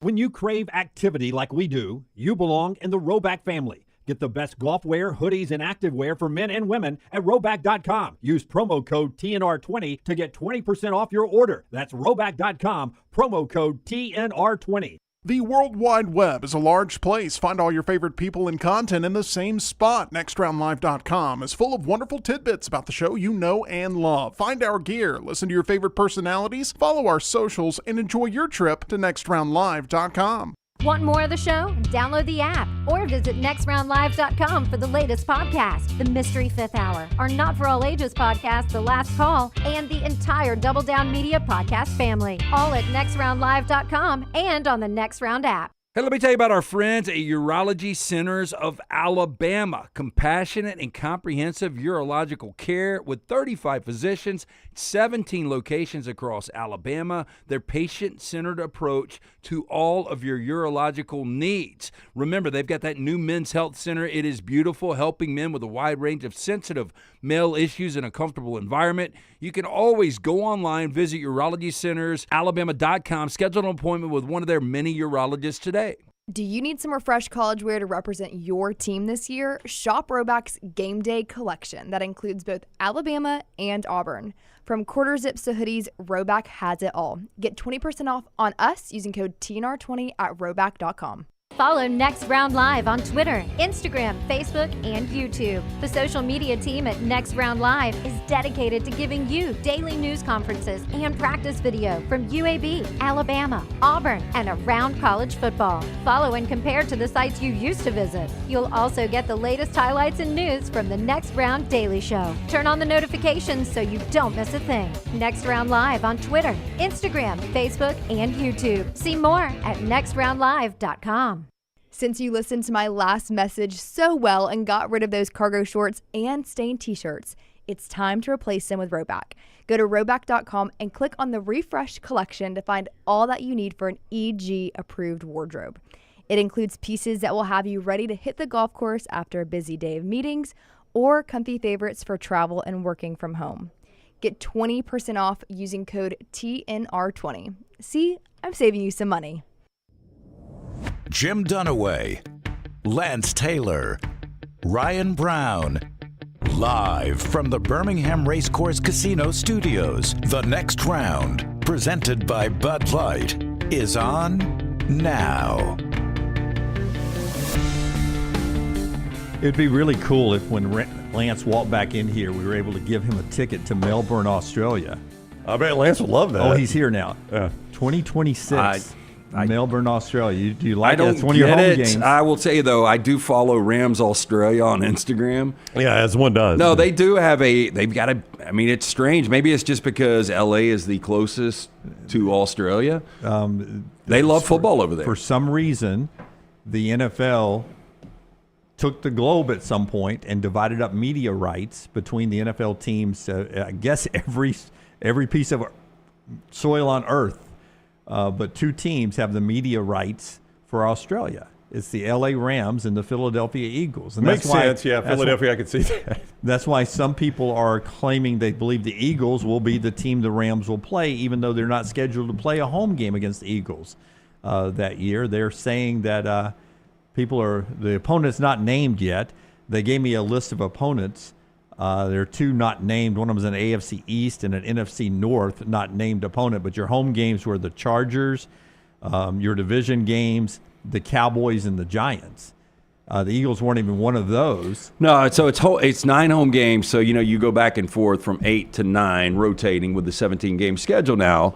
In the 9, it's Seattle, San Francisco, Arizona divisional games. Then Dallas, New York, the Giants, the Chiefs, and the Chargers. Yeah, I've got a feeling it's going to be the Chargers. Yep. Yeah. I think it'll be LA. And I hate to question the NFL at anything they do because they are the top model. Pretty smart. It's much like a McDonald's. You're like, damn, they open a McDonald's there? Well, they know what they're doing. Yeah. Like they've got a team that's all they do is look for locations. I've seen a couple of McDonald's close. Well, I've never seen a Chick-fil-A. The best example is Chick-fil-A because there are Chick-fil-A's that are impossible to get in and out of, and the line is wrapped around the building in the drive-thru. Like I've only seen one McDonald's go down. There was one by the Vulcan. Yeah, that's what I'm talking about. That may be the one I've seen. Yeah. There was one on Green Springs too. Wow. That one went They down. just moved that one. Okay. They built a new one across the street, pretty much. Yeah, they built a new one. Yeah. The one Chick-fil-A I saw closed was in Tuscaloosa because they moved it across. So anyway, the street. these corporations that have all of this success, they know what they're doing. So obviously, the NFL wanted to market to other countries, other continents. They know what they're doing. I just don't like it. I don't think you guys like it when your team has to fly to London or Germany. I hate the London game. Now freaking Australia, which. I had a chance to go when I was a freshman in high school. I turned it down. I do regret the decision, but my whole thing was I don't want to be in a plane for 24 hours. I'm convinced. I do want to go to Australia one day, but I'm convinced you got to spend 2 weeks there if you go. Well, you do. Because I've heard how long it takes you to get over the flight, and I don't want that to ruin half my trip. But I have heard that it's just America with bad accents. Like the Australian accent's the worst. Like I like the English accent, but it's like a dirty English accent. Yeah. But the Australian accent's the worst, so it's basically America on that terrible accent. Yeah. Boy, I would not think Australia and America look that much alike. Well, I'm not talking about once you get to the Outback and all you're just talking about like Sydney and Melbourne. Yeah, like Sydney and L.A. I heard are a lot alike. Interesting. Yeah. Maggie feels the same way. She gets really, she likes accents. It's very exciting. She finds it attractive. Right. Well, that sucks. You do pull them off well. Like I don't know about date night. I don't know. Well, what's your go-to? British accent's her favorite one. Give me a little bit of trying to coax Maggie into the bedroom with a British accent. Little pip governor. Oh boy, I bet they hit the floor at that point. At that point. Yeah. What? Don't you do a serious Russian accent too? You got to smoke for that one. I got to smoke for that one. She's anti-smoking. We got prop cigarettes in there. Okay, so we'll get to college basketball here. The show brought to you by Storm Restoration Roofing. Greg from Pell City. Imagine Greg from Pell City if he had a British accent. He already got 10 kids. He'd have 15 if he spoke British. Greg from Pell City will get up on your roof. He'll give you a free, no-cost roof inspection. A-plus rated with the Better Business Bureau. He handles everything, roof replacement, storm damage, and so much more. But also, He wants to help you with the changing world of insurance claims, what's available, what your insurance will give you, because things are changing when it comes to replacing or repairing older roofs. If you got an older roof, 5 years or older, Greg will clue you in on some changes in the insurance industry, and he'll do that for free for you if you call him up, 205-542-3531. He'll come out and take a look at that roof. He handles it all for you. Check him out online, Greg from Pell City on Facebook, or call that number, 205-542-3531, and say hello to Antonio London II, now a new member of the Storm Restoration Roofing family. Family-owned over 20 years, wonderful folks. Greg from Pell City and Storm Restoration Roofing. I know you're about to make the transition to college basketball, but real quick on the NFL, just watching shots from the quarter right now, getting ready for Super Bowl 59. It's crazy to think less than 2 weeks ago you had all of this snow down there, and it's going to touch 80 degrees on Super Bowl Sunday. Wild, isn't it? Absolutely. Yeah. Could have played the game outside on Sunday. It would be some rain, though. I think it's going to rain a lot. I mean, that's about as hot as I want it to get. Like, I hate New Orleans in the cold or the rain, but 78, I think, is the temp, the high on Sunday. That's about where I want to max out at down in that quarter. Last night in basketball, Arkansas wins again. They've now won back-to-back road games at Kentucky, at Texas, 2 NCAA tournament teams. And what is scary is Janelle Davis, the kid who led Florida Atlantic to a Final Four, is starting to look like his old self. 4 three-pointers last night, 24 points. And if you watch that game, Arkansas really controlled it from the get-go. 78-70, here's Calipari on where his team is after what has been a really good 4 or 5 day span for the Hogs. You have to go through failure if you're ever going to have success. You have to walk through those gates. You got to deal with failure. And that's what we were dealing with. We lost a bunch of games. Like, I was looking like, sheesh, anybody lost all 18? They said, yeah, last year, Missouri. I said, well, sheesh, they're pretty good right now. But, proud of the kids. I told the TV at halftime, I love coaching this team now. How about they struggled like that and stuck together? How about they struggled? And I had somebody ask me, "You afraid they're going to let go of the rope?" Were you in the room? I was in the room. I was the one that asked. You weren't the one that asked. I said, well, they would have let go of the rope already. And so they're fighting. They know. I still think we got a ways to go to reach where we should be. I do. But I'm just happy we won this. The last game on the road, 2 road wins. In this league, 2 road wins tells you we're not too bad. Yeah. And I'll tell you what's next, though, is Alabama going to Fayetteville. Bad time to be going to Fayetteville. I would agree because, everybody's talking about – I can't remember the last time we were talking about a game 3-4, games out for Alabama or Auburn, and everybody's talking about February 15th, and nobody's talking about the Arkansas and Texas games for Alabama, which we were just on a text thread. In the Florida and at Vanderbilt games for Auburn. Both of them have tough ones. I do think that Auburn's going to win both of those games. I think Alabama will trip up on one of these two. But back to Arkansas, they've won 3 of 4. John L. Davis, who you mentioned, this is a guy that's got a ton of experience from Florida Atlantic to now Arkansas. And with Boogie Flang going out for the year, you need somebody to step up. Earlier this year, Davis, in extended minutes, no points in a loss against Tennessee, no points in a loss against Florida.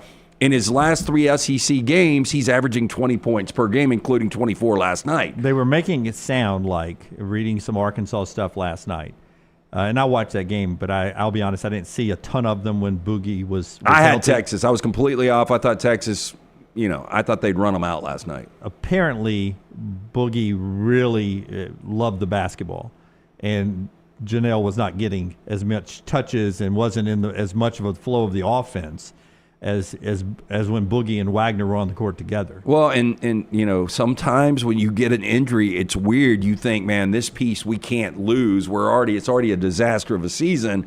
They had lost 5 consecutive games in conference, and now because you're letting Davis do what he needs to do with the basketball, you've kind of opened things up. And we mentioned Arkansas yesterday, now 3-6 in conference. They've got enough in front of them. They can play their way not only on the bubble, they can play their way into this thing. My bookie loss last night was an under. Guess which game I took the under in? Did one go to triple overtime last night? Well, there was one, I think. But no, I took the under in the Tennessee-Missouri game because I think it was like 159. I had Tennessee because we were watching it at Odie's last night. I had a minus the 9, and that last minute and a half took 30 minutes. 30 minutes, and I thought for a second Tennessee might actually end up losing the game. Well, they kept fouling like idiots. I know. But I'm sitting there going, I think it may have been 157 and a half, but it was in the 150s. And I was thinking to myself, I started doing the math. Okay, if Tennessee scores 60 and they win the game, I mean, if Tennessee scores 70 and they win the game, I was like, the other team, it's not adding up. Tennessee basketball is not adding up. They scored 85 points last night, 85-81. Tennessee had an offense last night. It didn't make sense. It was just the opposite of what Tennessee basketball. That's a hard team to figure out. So what was your total? What did I it thought close it was at? at 150. It was somewhere in the 150s. I think it was 140, 54 and a half. Okay, so when you got to the free throws, and this is just under 2 minutes, you had 143 points scored. So in the last 2 minutes of that game, you had 23 points scored. Yeah, I think that's right. That's a bad beat there, Jim. It's not the way Tennessee basketball usually looks. Was my point. Yeah. It was. Well, they scored a lot of points. They shot the ball. They shot like 60% from three, 50% from the floor. There were 15 made free throws in the last 2 minutes. So they the fact that Missouri lost, as we discussed yesterday, now gives Auburn a 3-game cushion over everybody but Alabama, and Alabama a 2-game cushion over everybody that's behind them. So it really is a 2-team race when you look at the SEC standings right now. Alabama and Auburn, one of those 2 teams, is going to win this conference. I mean, I just don't. Your point is Auburn's not going to lose 4 games. Well, I would be shocked if Auburn does not win the regular season.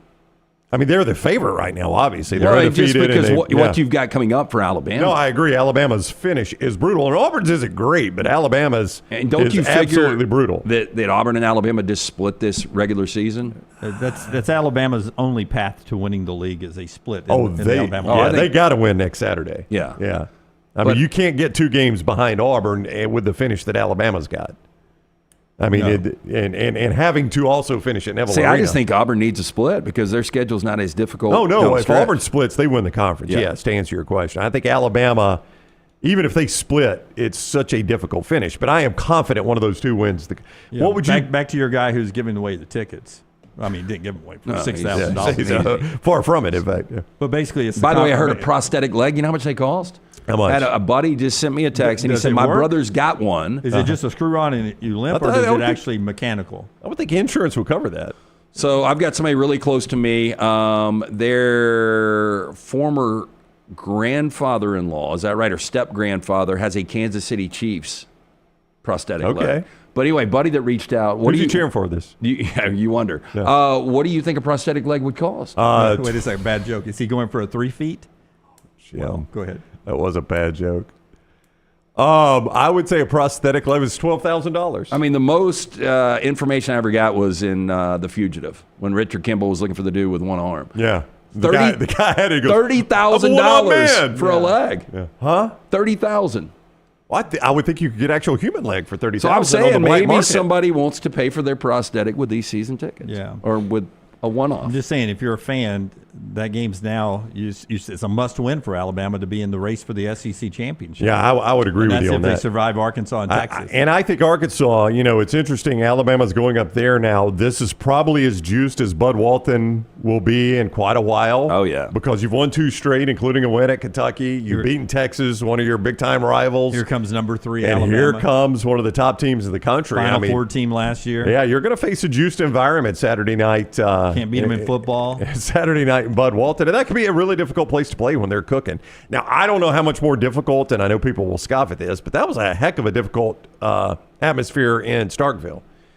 I mean, Bud Walton is bigger, obviously. I guess it could get louder, but Alabama dealt with that well. Alabama's a good road team. College Station, too. That was a tough one. Yeah, that was a tough one, yeah. Yeah, I think Alabama's going to be a 2.5 to 3 point favorite, but you tell me how many people, walking up to a sports book, they're like, damn, this is a 3-6 Arkansas team playing number 3 Alabama? Yeah. Alabama's only got to win by 3? Dude, Tennessee won last night to get to 6-4 in the SEC, and they're every bracket has them as a number 1 seed. And they were going in that game with a 5-4 conference record, and they were a number 1 seed everywhere. It's crazy, the numbers in this league. So 3-6 is just a good basketball team. Alabama on the road to Arkansas coming up this weekend. Auburn back home with Florida. 2 really good conference games happening on Saturday. And by the way, now that Auburn plays Florida, they will close the loop on the entire top 5 of the NCAA Net. Like, I don't know how we score schedules going back, but Auburn is number 1 in the net. They will have played number 2 Duke, number 3 Houston, number 4 Tennessee, number 5 Florida, and they're about to play number 6 Alabama. They are number 1 and will have played the rest of the top 6 when all this is said and done. Unless you think Alabama isn't playing a tough schedule, they will have played all those but one. Duke will be the only one Alabama hasn't played. Well, I mean, the unranked teams Alabama's got coming up on the road in Fayetteville, on the road in Austin, and I think that's it. Yeah, everybody else is ranked. Yeah, no, Alabama. Auburn, Missouri, Kentucky, Mississippi State, Tennessee, Florida, and Auburn. Brutal schedule. That's crazy. Yep. Yeah. And those 2 road games are scary as hell with Auburn on the horizon, and it's Arkansas hot and Texas, who's good there. Doesn't seem like a tough place to play, though, Austin. It's so funny. The first year they opened, the mood, we talked about how crazy of an atmosphere it was. Yeah, now it just doesn't feel that way. Does that make a good fan, though, if you're an Alabama fan going on the road to Fayetteville and spending a lot of money for a ticket? Yes. Well, there's a lot of dedication fans that do that. About 8 or 9 of them. I see it every game. You're hard on the Bama fans today, aren't you? I'm trying to inspire them. I'm trying to coach them up. Jim wants to make them better. Yeah. You need to be in the arena, right? No, you can go to Fayetteville on the money you'll make from your Auburn tickets. Yeah. They don't need you in Fayetteville. One voice isn't going to drown out the woo, pigs, suey. They're not going to drown that out. They need you in Coleman. They're calling them hogs. All right. Slice brings you 4 downs every day. Tyler's got it today. And tell us about Slice, and we'll crank out the 4 downs here. 5 great locations. The original Lakeview Vestavia, Montevallo Crestline Park, newest location in Edgewood. Get in and see the Bajaya Brothers, local pizza, local ingredients. Get a slice and a salad. Pick up a couple of pies on your way home. To check out the incredible menu, go to slicebirmingham.com. First down. Oh, Tyler, make us smarter, buddy. What you got? All right, excluding fries, what's the best side at a fast food restaurant? We had Culver's yesterday, and they've got everything. Yeah, those Culver's cheese curds, I couldn't stop. Curds are great, and their burger was fantastic. Really appreciate those guys coming up. But it's so specialized at different locations. You know, for a minute, Chick-fil-A, I can't believe they got rid of the coleslaw. I'll talk about it all the time because they did their coleslaw perfectly. But they got a good mac and cheese. They do. So, like, if I'm at Chick-fil-A, I can go with the mac and cheese. I would go with the cheese curds. Back to Hamburger Heaven, we were talking about them the other day, the corn balls. So I don't know if there's, like, one go-to outside of fries because everybody's got something specialized on their menu. Yeah, when I go to fast food, I go for the fries. It's almost like the burger, the sandwich, and all that is the side. I'm going for the fries. So this is going to be weird. Like at Milo's, I would go with the toasted cheese as my side if I couldn't get fries. If I'm at Cookout, it could be a chicken quesadilla as my side. Or a corn dog. Yeah.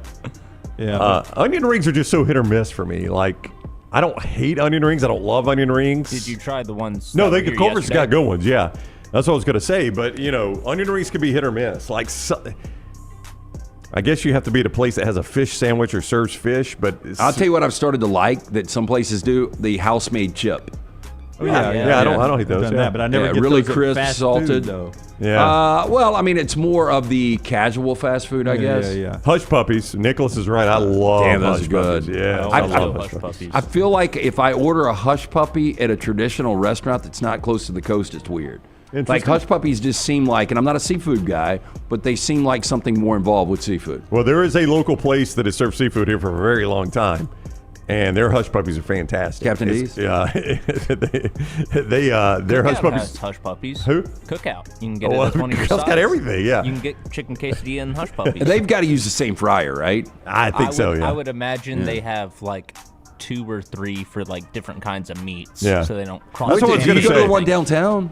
What's that? Do you go to the one downtown? No, I went to the one in Hoover the other day. I don't even know where they are. I know there's one downtown. There's one downtown. There's one out on Lakeshore. Yeah, out on Lakeshore near where we used to work. Second down. Rick Astley turns 59 today. The inspiration for the Rick rolling meme, where you get sent a link to any news story, and it's just Rick Astley dancing. So what's your favorite meme? Mine is the guy with a girl walking down the sidewalk looking back at another attractive girl. That's a good one. Because you can always put anything on those That's heads there and make it. But that's my favorite one. I like that. Forrester goes with the Crying Jordan. Can I use the Crying Jordan too? Crying Jordan's a good one. Yeah, the Crying Jordan's really good. You can use it for a lot of things too. I'll take the Aaron Donald just showing, give me the ring. Oh, you use that one? I don't use any of them.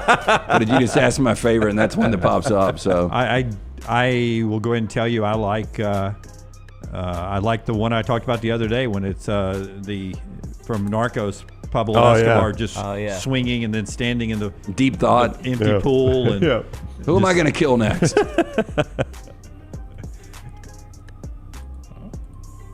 Third down. Alrighty, Bob Marley would have been 80 years old today.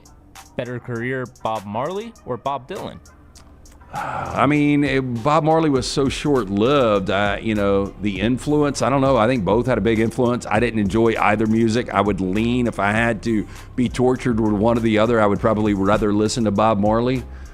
I heard the Bob Marley movie was horrible. It was mediocre. I heard the Bob Dylan was solid. Is that fair? It was also pretty mediocre. Yeah. Okay. Three Little Birds and Redemption Song. Love those two.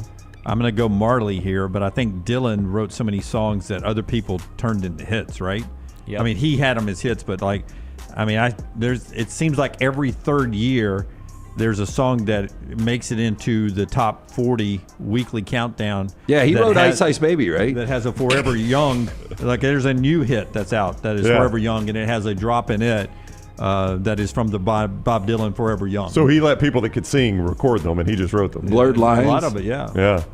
I'm not a fan of either. I don't like the reggae, and Bob Marley can't sing, so I guess I respect his songwriting. So I'll go Bob Dylan. Bob Dylan can't sing, but I respect his songwriting. It's not the Facebook. It's I don't like reggae. It's not the reggae. No, I'm sorry. I don't like reggae. Pretty amazing. Bob Dylan's still with us.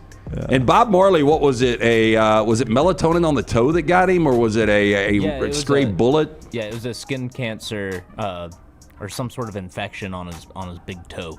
Yeah, that sucks. If he just would have chopped that damn thing off. I know. That would have been a lifesaver, literally. He refused to go to the doctor. I don't know why.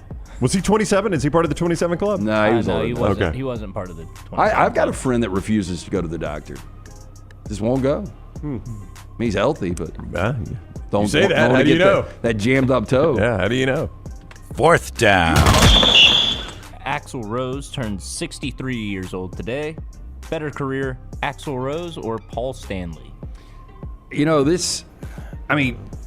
So Paul Stanley, obviously, with the group Kiss, I think obviously they had a lot more success, but the individual, it seems like Axl did more. I don't know why. They haven't had the longevity. I'd say that's been 30 years. Almost 40. I mean, Axl, unfortunately. I'll go Axl just because I never liked Kiss's music. Yeah. So I'll go Axl. Unfortunately, the late years are going to be bad for Axl. It is so bad right now. Mm-hmm. And then he has to coach Kentucky every Saturday. But he also fronted AC/DC, which is pretty impressive. That was impressive. Yeah, but he has completely lost it now, and they still tour. And unfortunately, those videos live forever. And he's... I love Kiss, but Axl Rose for me easily here. I mean, the best of the best for Axl Rose and Guns N' Roses was even better than Kiss for me. I would agree 100% with you on that. Guns N' Roses is a better band. Yeah, I never enjoyed any of Kiss's music. Kiss... Me neither. Yeah, I want to rock and roll all night. And party every day. Those were okay. I kind of almost like Poison's version better. Yeah. But Beth, I hear you calling. Beth was okay. Lick It Up. Right, I mean, there were some. But Guns N' Roses is the better band. Oh yeah, but Guns N' Roses, like Appetite for Destruction, is one of the best albums of all time. Yep. Yeah. So Kiss Guns is good if you're in the mood for disco music. Wow. Yeah. You wouldn't have said that in the 70s, but go ahead. That's four downs brought to you by our friends of Slice. Yeah, make sure you stop at one of those locations for lunch or dinner. From the soul pie to the hot mama, the wing and a prayer, spicy Hawaiian, the Bajaya special. You're going to love it. Local pizza, local ingredients. For more information and to check out the menu, slicebirmingham.com. And our friends at New Life Art, a chance to get the latest great work of art from Daniel A. Moore, always available for you online at danielmooreart.com. danielmooreart.com. The legend right there is the most recent work, a tribute to Coach Nick Saban and his 6 national championship seasons. You get calendars every year, other great gifts that you can get for the Alabama fan in your life. And always check out the latest works or works from yesteryear that you'd want for any collection. It's all right there at danielmooreart.com, danielmooreart.com. When we come back, we'll do our McCurry Spotlight today. Some new win totals out for college football from FanDuel. Adding to the list we've already looked at, we'll talk the race for the national championship. And one thing I've noticed about the Big Ten's schedule, and they always gripe about the SEC. It's not going to happen on this show. We'll gripe about the Big Ten when we come back. Follow The Next Round on Twitter, Instagram, and Facebook at Next Round Live. Let's face it, a home is one of the most powerful assets you can have, and our friends at Mortgage Right want to help you build wealth through home ownership. Mortgage Right is all about providing competitive rates, a variety of loan products, and a multitude of resources for a seamless home buying experience. They treat their borrowers like family and are always looking to bring more happy homeowners under their roof. See more by visiting mortgageright.com/TNR today and start living. That's mortgageright.com/TNR. NMLS 2239, Equal Housing Lender. Hey, Lance Taylor from the Next Round to tell you about one of our favorite places for breakfast, lunch, and dinner. That is Hamburger Heaven since 1982. Hamburger Heaven has been serving Birmingham's best hamburgers, cheeseburgers, French fries, hand-spun milkshakes, and sandwiches made fresh to order. All of their ingredients are fresh and prepared daily. This includes their beef, always fresh, never frozen, hand-pattied each and every day. For breakfast, lunch, or dinner, visit any of the 4 locations, Highway 280, Irondale, Gardendale, and Homewood. Hey friends, if you're looking to expand your business and inform the Next Round audience about your exciting brand, contact us at sales@nextroundlive.com to be part of the team and advertise your product to hundreds of thousands of potential consumers on our ever-expanding platform. Let the Next Round help take your business to the next level. Get more information by emailing us at sales@nextroundlive.com, and one of our team members will work with you to build a plan to take your business to the next level with the Next Round. By now, you guys know how I feel about my fashion. However, did you know that I care about your fashion choices? Cargo shorts are out, flip-flops are only appropriate on the boat, and please throw away that stained t-shirt from college. You may be thinking, EG, that's all I own. What do I do? Here's what you do. Go to nextround.store and fill your cart with a wardrobe that is approved by me. Stock up on logo t-shirts, hoodies for football season, and hats for every day of the week. Trust me on this one and head over to nextround.store to get stocked up for this season. Hey, Lance Taylor from the Next Round to tell you about my friends at Michelson Laser Vision, located conveniently UAB Highlands. Almost 20 years ago, I went in for the procedure. Only took 12 minutes for both eyes. When I went in, I had 2200 vision. I was legally blind. Now I have 20/15 vision, still 19 years later. Make the call today. Schedule a hassle-free consultation. 969-8100. Dr. Mark Michelson, Dr. Jen Michelson, Michelson Laser Vision. Make sure you tell them the Next Round sent you. 969-8100 or MichelsonLaserVision.com. Just because you've quit going to the gym, it doesn't mean that you have to quit gym altogether. Dunaway, that is. With our Next Round podcasts open 24/7, 365, you can access gym anytime you'd like. While you may have done away with your treadmill routine, our version of Dunaway is standing by ready to get you back to your absolute best. Find all that lovely Jimmy D-led content on Spotify, Apple Podcasts, Google Podcasts, and in the podcast section of nextroundlive.com. This message is sponsored by Jimmy Crypto Inc. and Jimmy Crypto for President. Hey, let me tell you about our friends at Urology Centers of Alabama. Compassionate and comprehensive urological care with 35 physicians, 17 locations across Alabama. Their patient-centered approach to all of your urological needs. Remember, they've got that new men's health center. It is beautiful, helping men with a wide range of sensitive male issues in a comfortable environment. You can always go online, visit urologycentersalabama.com, schedule an appointment with one of their many urologists today. Happy football season. At the Next Round, we strive to make our loyal listeners feel like they're a part of the action all season long. My name is Emily Grace McWhorter, and I do that by bringing you along for any given Saturday in Auburn or Tuscaloosa. From pregame warm-ups, touchdowns that make you feel a part of the play, and everything in between, our goal is to make you feel like you're inside Bryant-Denny or Jordan-Hare. Follow along on our social media at Next Round Live on Instagram, X, and Facebook. Also, check out thebarnauburn.com and covercrimson.com while you're at it. Here's to fall Saturdays.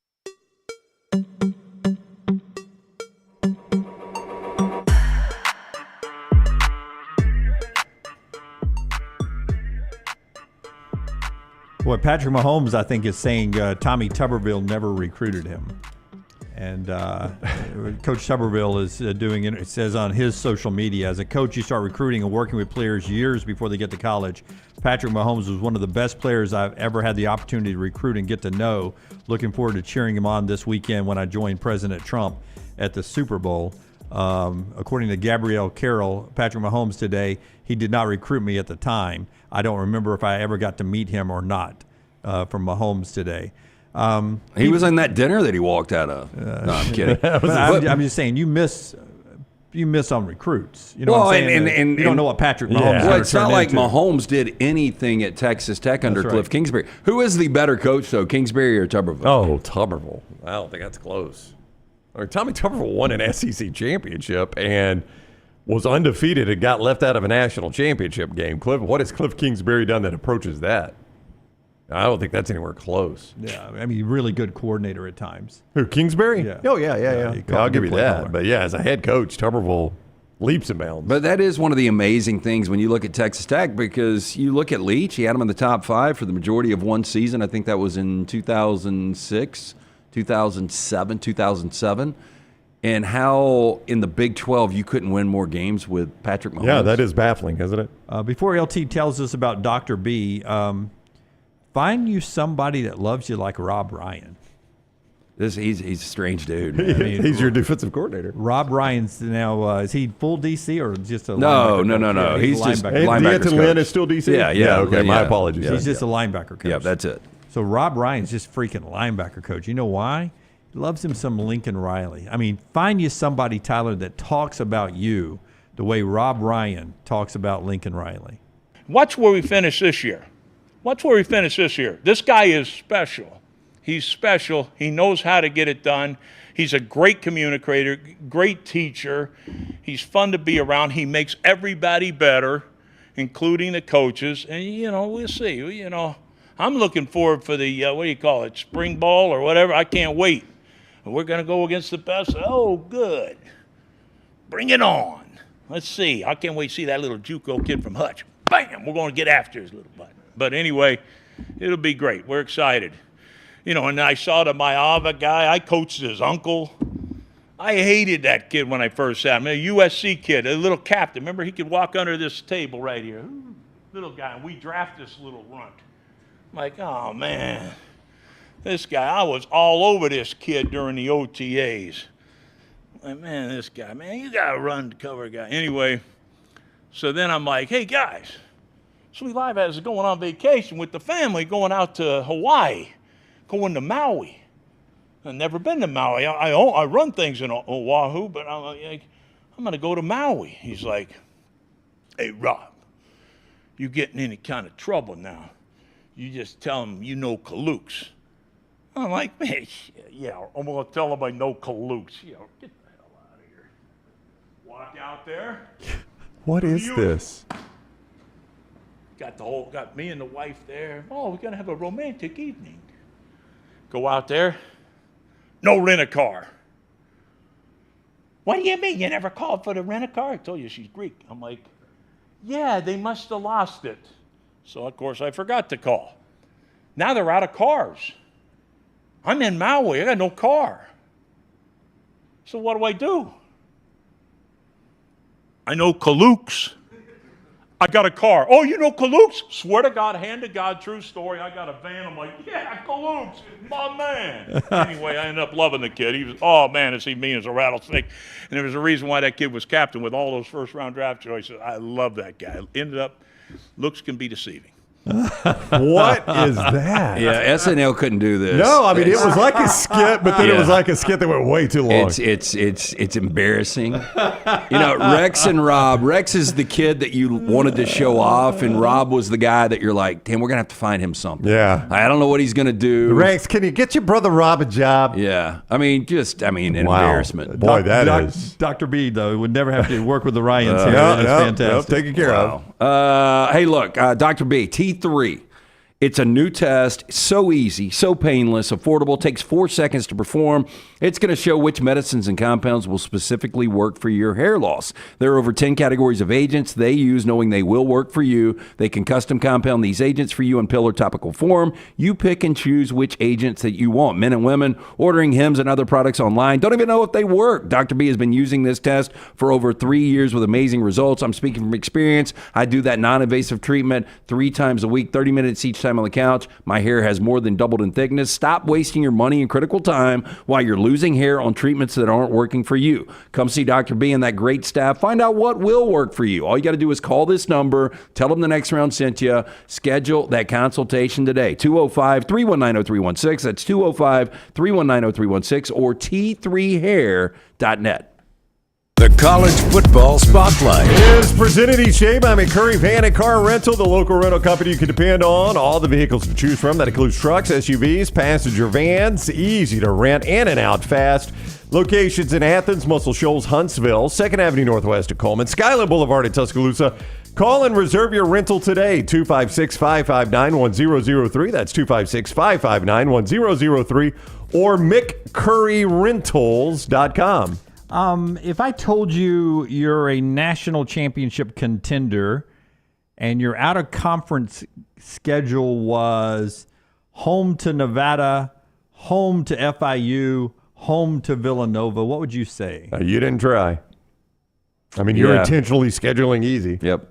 That, my friends, is Penn State's out-of-conference schedule for 2025. Home to Nevada, home to FIU, home to Villanova. Bye week to prepare for a home game with Oregon, at UCLA, home to Northwestern, at Iowa, bye week at Ohio State, home to Indiana, at Michigan State, home to Nebraska, at Rutgers. Really only one game that they will be an underdog to, and that's at Ohio State. Oregon will be interesting. Other than that, it's a nothing schedule. Well, help me out here. James Franklin out of conference. I mean, he beefed up in the SEC. I understand it when you're at Vanderbilt. You got to get these 4 wins. Yeah, absolutely. And he was able to do that. Never scheduled any difficult out of conference games. I can't remember him at Penn State. Correct me if I'm wrong. They played a home and home with Auburn, and I think that's unless I'm missing an obvious one, that's probably the biggest one he's played. And that's good. They played a home and home with West Virginia. That's an old rivalry. Or was it Pitt? I think it was Pitt, wasn't it? Penn State and Pitt for a while. Yeah, Penn State Pitt, that's an old rivalry. They did the West Virginia, like you said. Yeah, that was this year. Yeah. So, I mean, they've done some, but nothing that's like. Now, keep in mind, Alabama plays at Florida State, home to Wisconsin. Yeah. And the SEC. Yeah. That's a terrible schedule. Yeah. It's really an insult to your fans, honestly. I mean, Ohio State has Texas. Yeah. Coming in. Could be number 1 Texas, number 2 Ohio State. Wouldn't be a shocker. 1-2 to start off the season. Yeah. I mean, I don't want to talk about selling tickets again, but if I'm a season ticket holder at Penn State, that's an insult to me. It's an insult that you give me that schedule. Like, give me something to justify me buying these tickets, right? Yeah. And listen, you can talk 9 games, 8 games, and you can talk to me all you want to about 9 games in the Big Ten, 8 games in the SEC. 8 games in the SEC is tougher than 9 in the Big Ten. Ohio State at least is playing Texas. Then they play Grambling in Ohio. Then they get to conference play. Oregon, national championship contender, playoff contender, wherever you put them this year. Montana State, Oklahoma State, Northwestern. I mean, Oklahoma State's better than anything that Northwestern's a conference game. Who's their other out of conference? Who? It's for Oregon? It's only 3 out of conference. Oklahoma State, Northwestern. Only 3. They play 9 conference games. Well, Northwestern is a conference game. Northwestern's a conference game. Okay. Oregon State. Oregon State. Yeah. That's not bad. They play Oak State and Oregon State. Yeah. Okay. I mean, I can live a Big with that. Ten schedule. Yeah. I mean, I'm okay with that with Oregon. Michigan has Oklahoma to go with New Mexico and Central Michigan. Yeah. I mean, at least you're playing an SEC school. You're playing Oklahoma. Yeah, I'll better tell you Penn State. who has played a lot of week out of conference is USC. I forgot. Well, I mean, they played Notre Dame. I forgot these schools were in the league. Let me Well, slide you know, to the right. and they played LSU. Yeah. I mean, I'm not going to bang them this year. I mean, Notre Dame and LSU, that's tough schedule. Traditionally, the out-of-conference has not been good. These are logos only. It's a grizzly bear, I think. So Montana maybe in the opener. Georgia Southern with Clay Helton extended through 2029, coming back to USC. The Fighting EGs? And they get Notre Dame. That's their 3 out of conference. Yeah, that's pretty bad. I mean, you got built-in Notre Dame, but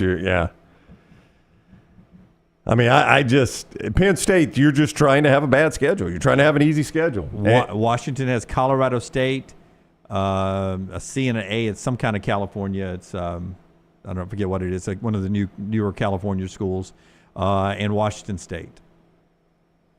At least the Apple Cup is something. I mean, look, Nevada and those other 2 that Penn State's playing, you're just trying to have an easy schedule. That gets us to the win totals in our McCurry spotlight here from our friends at FanDuel.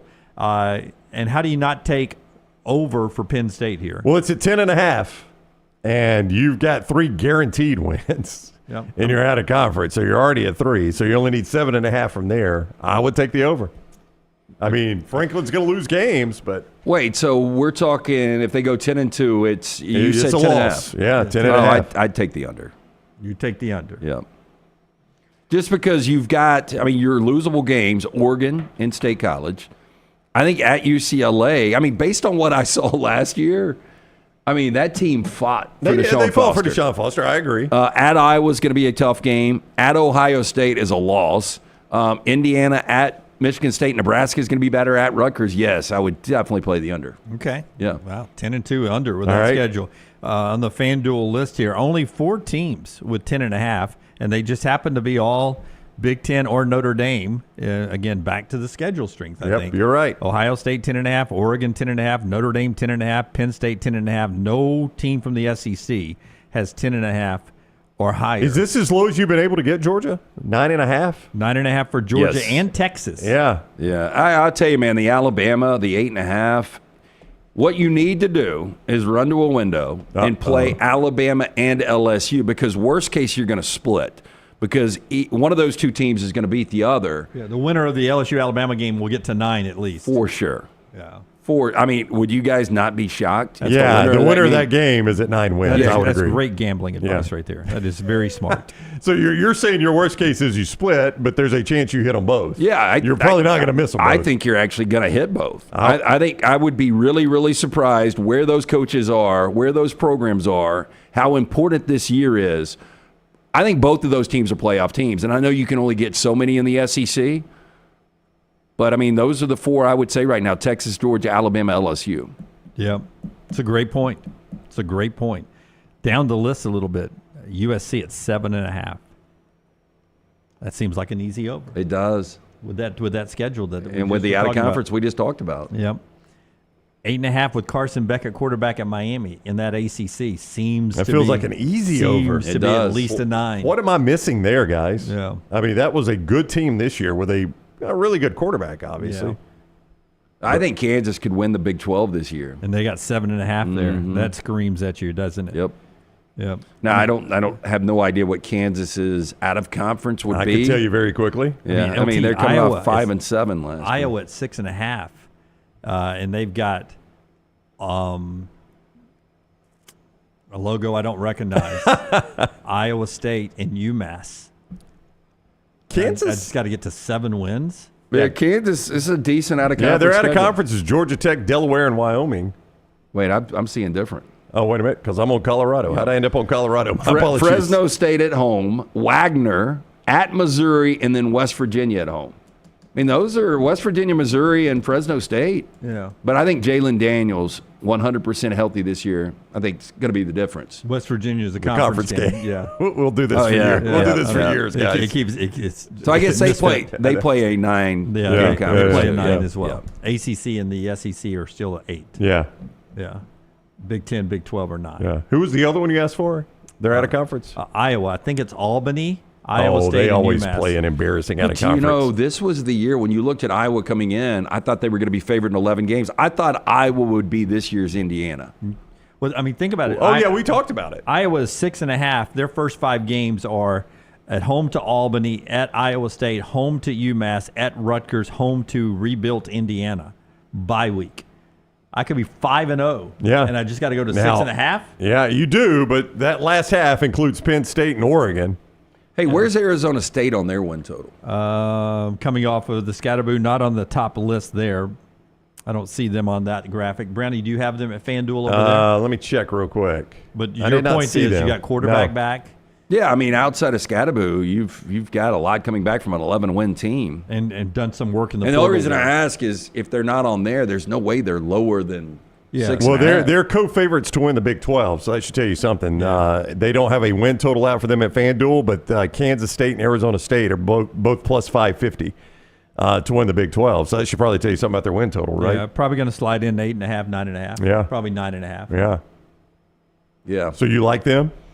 I don't know. Yeah, 9.5 will be. I don't know. You're just asking? 9.5 will be a tough ask. Yeah, because that leaks. Yeah, I would play. So I would play under 9.5. Yeah, and maybe over 8.5. Win totals, FanDuel, a lot more of them popping out there. We talked about the initial release. We knew Alabama was going to be around 8.5. That's our McCurry spotlight today from college football. McCurryRentals.com, McCurryRentals.com. We don't have it for FanDuel. Bruce Pearl's daddy asked what is Auburn's win total. What do you think it'll be? 7.5? 6.5? 6.5? Okay. Got to be over that. But it's not in that. If it's 6.5, it's got to be over that. Yeah. Oh, I would 100% agree. It's got to be 7.5. It can't be 6.5. I mean, you've got 4 consecutive losing seasons. Yeah, but you got an out-of-conference schedule that is 4 gimmies, right? I mean, Baylor? no, Baylor, 3 gimmies yeah. and Baylor. But, I mean, are you telling me you don't think Auburn should beat Baylor? Should, yeah. Yeah. I mean, well, that's how win totals work to me. Well, I get it, but that's a road game in Waco, which is going to be close probably to a pickle. It will be close. So games, they'll definitely be underdogs. At Oklahoma, at A&M, Georgia, and Alabama. You don't know they'll be an underdog to Alabama until we get there. I mean, yeah, but injured hair. If it were Tuscaloosa, I'd say 100%. I would be shocked. I mean, you haven't had a spread in this rivalry, and I know it's different with Kalen DeBoer, but you haven't had, I don't know, within 7 and how long? It's been a minute. No, I would agree with you on that. Yeah, I would be shocked if Alabama's not favored in that game. By the time we get there, if they both got 3 losses. I mean, that's a different story. Yeah, I'm just saying that's the possibility. That by the time you get there, it's 8-3, 8-3 at Jordan-Hare Stadium. Just, I would be really, really surprised right now. Like, if you got an early line on that, Alabama's probably anywhere from 7 to 10. I could see that. All right, one more thing to get to here. Brandon, tell us again about mybookie.ag since you're speaking of early lines. Super Bowl this weekend, is that still hanging around 1.5? 1.5 is the last time I saw it, Lance. It is, yep. Yeah, you can play that and all the props right there at mybookie.ag. Code next round. If you want to play in the sports book there, 50% bonus up to $1,000. That is effective now with code next round in the sports book.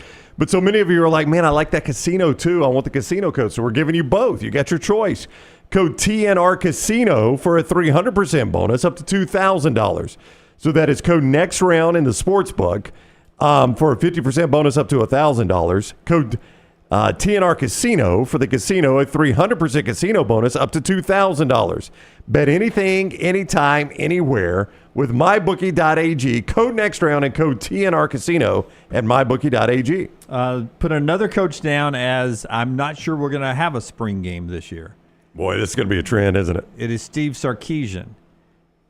He says, I've experienced it already when Malik Murphy was with us. We had to basically pay him, according to reports. Sark didn't say this, but there were reports they had to pay him more NIL money after the orange and white game because of how he looked in the orange and white game, knowing Arch Manning and Quinn Ewers were ahead of him. Wow. And so then he stayed one more year and eventually left and went to So Duke. he leveraged a spring game performance for money. Yeah, because other people were calling. Did he sell his season tickets?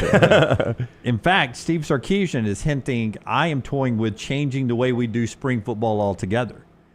15 practices. He is thinking about using an NFL model. Okay. Where we'll have OTAs and then mini camps broken up and spread out over an extended period instead of all clumped together in one big run of 15 practices leading up to a spring game. Because if you take the spring game that manufactured date in April that Alabama and Auburn have announced that you're working up basically to the end of spring right there. Occasionally there's a practice or two afterwards if you got bad weather or something. He's thinking about just redesigning it all and maybe having a 3-day installation and then come back for another mini camp here, then another mini camp there. It's out of the box thinking. Makes a lot of sense there. Can you do that through the summer, or does he have to do that in a spring window? Do you know? I don't know the rules of that, but I know you get 15 spring practices. Maybe it has to be while you're in school. Yeah, I don't know what the rule is, but if I kind of like that idea, if I could split it up a little bit NFL style. Especially if I could do it during like the first semester of summer. Yeah. Then I'd be all about that. To save do it in June, May or June? Yeah, to save 4 practices for a summer workout just to get back out on the field. Yeah. No, I mean, that's my question would a smart way of doing it. My question would be, there's that rule of the first few practices can only be shells. Yep. Because of the reacclimation of practice. Maybe if you're off so much, maybe you can only do shells on all those practices. I don't know. That's true. It may take away the hitting. But Steve Sarkisian tells... Back to the NFL model. Yeah, says Chip's website. Which one is that? Used to be Orange Blood. It's not anymore. It's the 24/7 site. The Texas site that our buddy Chip works for. He tells them that he's toying with an NFL model with OTAs and minicamps. I mean, it's fascinating to think about. I mean, I don't have a problem with it. I think it's a pretty smart move, honestly. Again, we talked about this the other day. You when you look at a spring game and step back and say, why are we doing this? Really, the only answer is for the fans. And I don't want to take something away from the fans. I hate to do that. But if I'm a coach, I look at it and say, there's really no net benefit to me. I'm just doing this for fans and alumni. And in fact, to Matt Rule's point, and now Steve Sarkisian's point, it's 2 coaches that have said it, it's actually hurting me to do it. You know, in Matt Rule's case, it hurt him because he lost players that showed out. And in Sark's case, it hurt him because he had to pay a third-team quarterback. A third-team quarterback, he had to pay more money, who eventually transferred. The investment didn't even help. It only saved a year. Let's get to the Super Bowl here. A little SEC bragging. You know, we've got the entire NFL world in the SEC footprint down in New Orleans. Outside of the Caesars Superdome, you could see a couple of these this week. The old billboard. Most active NFL players of any conference with the SEC logo there. You see the Superdome roof in the background there. A couple of those, thanks to the fine folks at Lamar. Nobody gets taking SEC money. Yeah, nobody gives the SEC Lamar more work than the SEC and Shannara, right? They'll get out there. Most active NFL players of any college conference brag there. In fact, the school with the most players in this Super Bowl for the second year in a row. The Oklahoma Sooners with 7. Wow. I so SEC's taking credit for those exactly. guys. Well, they're taking credit for Hurts, and they got him for Jalen Hurts credit. Yeah. Well, without Oklahoma, he ain't standing You're there. absolutely right. I mean, I'm sure Alabama counts him too, but he's not there without Oklahoma. Number 2 is the Georgia Bulldogs. Well, that Philadelphia team's got a ton of Georgia guys on there. It's basically Georgia's defense in Georgia's 2021. defense. Georgia North. Speaking of Jalen Hurts, cut number 3. A lot of people doubt whether this guy can finish the deal. Second Super Bowl for Hurts, and he gets asked about being doubted against the new GOAT, Patrick Mahomes. Hey, Jalen, some of your offensive teammates say they like it when people doubt you out there because you take your game to the next level. You have talked about having those scars and wearing those scars of doubters in college and the pros. Do you secretly like that extra motivation when people are doubting you for extra fuel? There's no secret. So what does it do for you to take you to that next level? It's just who I am, and my mentality and my approach is always to find ways to better myself, and it's always looking internal first, and then looking at my teammates and how I can better the guys around me as well. So, I've always been focused on what I'm asked to do and can I do it at a high level, and then also processing the way that I'm being taught to see the game and then how I already see the game. And then obviously you have that burning desire to win. So all of those things are a priority to me. God, what a big win it would be for just his image, his legacy, and for that whole NFL, for that whole Philadelphia organization. But for Jalen Hurts, how big is Sunday? It's huge because I don't think Jalen is an elite quarterback, again, elite roster, but he's a lot better than a lot of people think. What is amazing is this is 2 and 3 years for him, and you look at Lamar Jackson's never played in a Super Bowl. Josh Allen has never played in a Super Bowl. I'm trying to think of maybe some other, like Warren Moon never played in a Super Bowl. Who are some other greats that never played in a Super Bowl? Dan Marino only played one. Yeah, he only at least played got one, though, Joe. Yep. But I think Josh Allen and Lamar Jackson might be the two best to never play in a Super Bowl. Yeah, they may never get there. It might not. A lot left for them. So, if you're Jalen Hurts, this is a big moment because you might not have an opportunity to win another one of these. By the way, there will be $1.39 billion legally gambled on the Super Bowl in the United States coming up this weekend. Last year was the record at $1.25 billion, so that's a projection, but they expect that to happen this weekend. $1.39 billion. By the way, Patrick Mahomes says one game still haunts him. It is the 2020 Super Bowl loss to Tom Brady. In that game, he was 26 of 49 and 2 interceptions. He was on the run a lot because of the injuries of the tackles. But if they had won the 2020 Super Bowl, what would we be talking about here? This would be their fourth. Yeah. Going for their this would be going for their fourth Super Bowl, right? It would. That game wasn't close, though. It wasn't because Tampa Bay was able to run it and the defense was all over him. And he played bad, 26 of 49 and 2 interceptions, crucial interceptions in that game as well. That one still haunts him, he says. Super Bowl's on Sunday.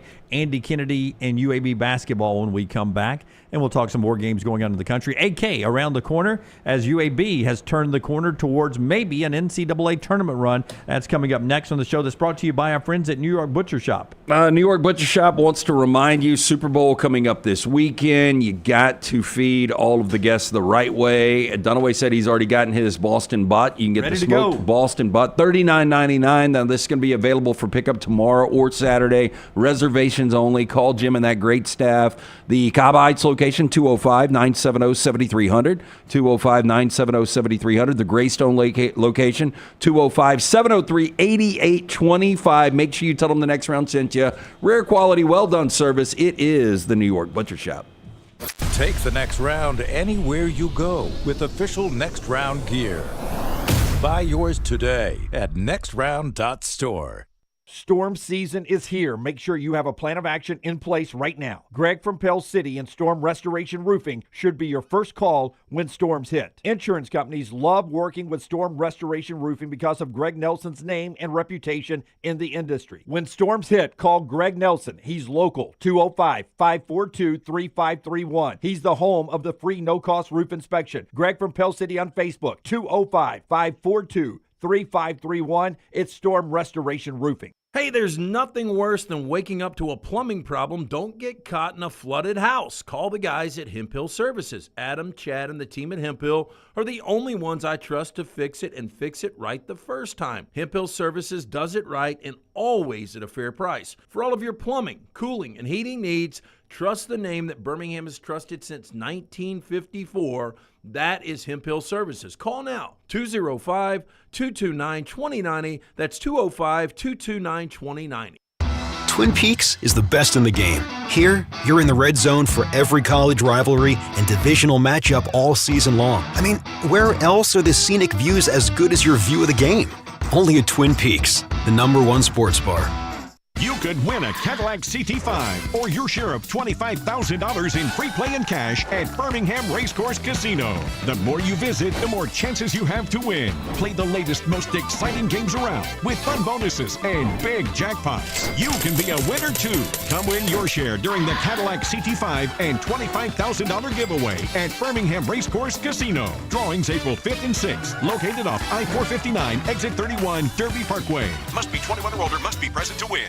Looking to expand your business? Let the Next Round help you. Contact us, sales@nextroundlive.com, and be part of the team. Advertise your product to hundreds of thousands of potential customers on our ever-expanding platforms. The Next Round can take your business to the next level. Join our existing partners in the fastest-growing media space, both live and on demand, while reaching the most desirable audience for your business. Get more information by emailing sales@nextroundlive.com, and one of our team members will work with you to build a plan to take your business to the next level using the Next Round. No matter the occasion, the Next Round store has you covered with whatever you need. Head over to nextround.store and start filling your cart up now. When you wear your gear, make sure to let us know by posting on socials, and you might just end up seeing yourself during a commercial break. Go browse now at nextround.store and place your order before the break ends. When the clock hits 0, go to all Next Round video platforms for instant reactions for the latest Auburn and Alabama basketball games. Follow, like, subscribe, and set those alerts. The madness starts now, so be a part of it at Next Round Live on all social platforms. Hang out with the Next Round on the go. Whether you're driving to work, running errands, sitting on the beach, or you just need a break from the real world, we can keep you company. Check out the Next Round, Mystery Fifth Hour, and our other shows on your favorite podcast app. We'll meet you there. Start your day online with our website, nextroundlive.com, for the latest videos, podcasts, and college football stories. It's also a great way to stream the show or shop in the Next Round store. Stay connected by visiting nextroundlive.com. There's no off-season at covercrimson.com. Sign up now and get daily shows plus behind-the-scenes intel that will keep your Alabama fandom rolling all the way up until kickoff. Follow Cover Crimson on all social platforms and sign up today at covercrimson.com. It's time to pull the trigger on the Next Round merch that you've been eyeing. We know there's a lot to choose from at nextround.store, so here's a few of our favorite picks. If you want to match LT and Brown, go with a TNR logo hoodie and throw in one of Dunaway's favorite hats. Any of them will do. The Backroom's go-to is the classic logo t-shirt, while my personal favorite is the light blue TNR crew neck. All of these items can be found at nextround.store and are EG approved. Rest assured, your order will be packed with lots of love from us here at the Next Round. Head over to nextround.store to start filling up your cart. Jim Dunaway, Lance Taylor, Ryan Brown. Live from the Birmingham Racecourse Casino Studios, the Next Round, presented by Bud Light, is on now.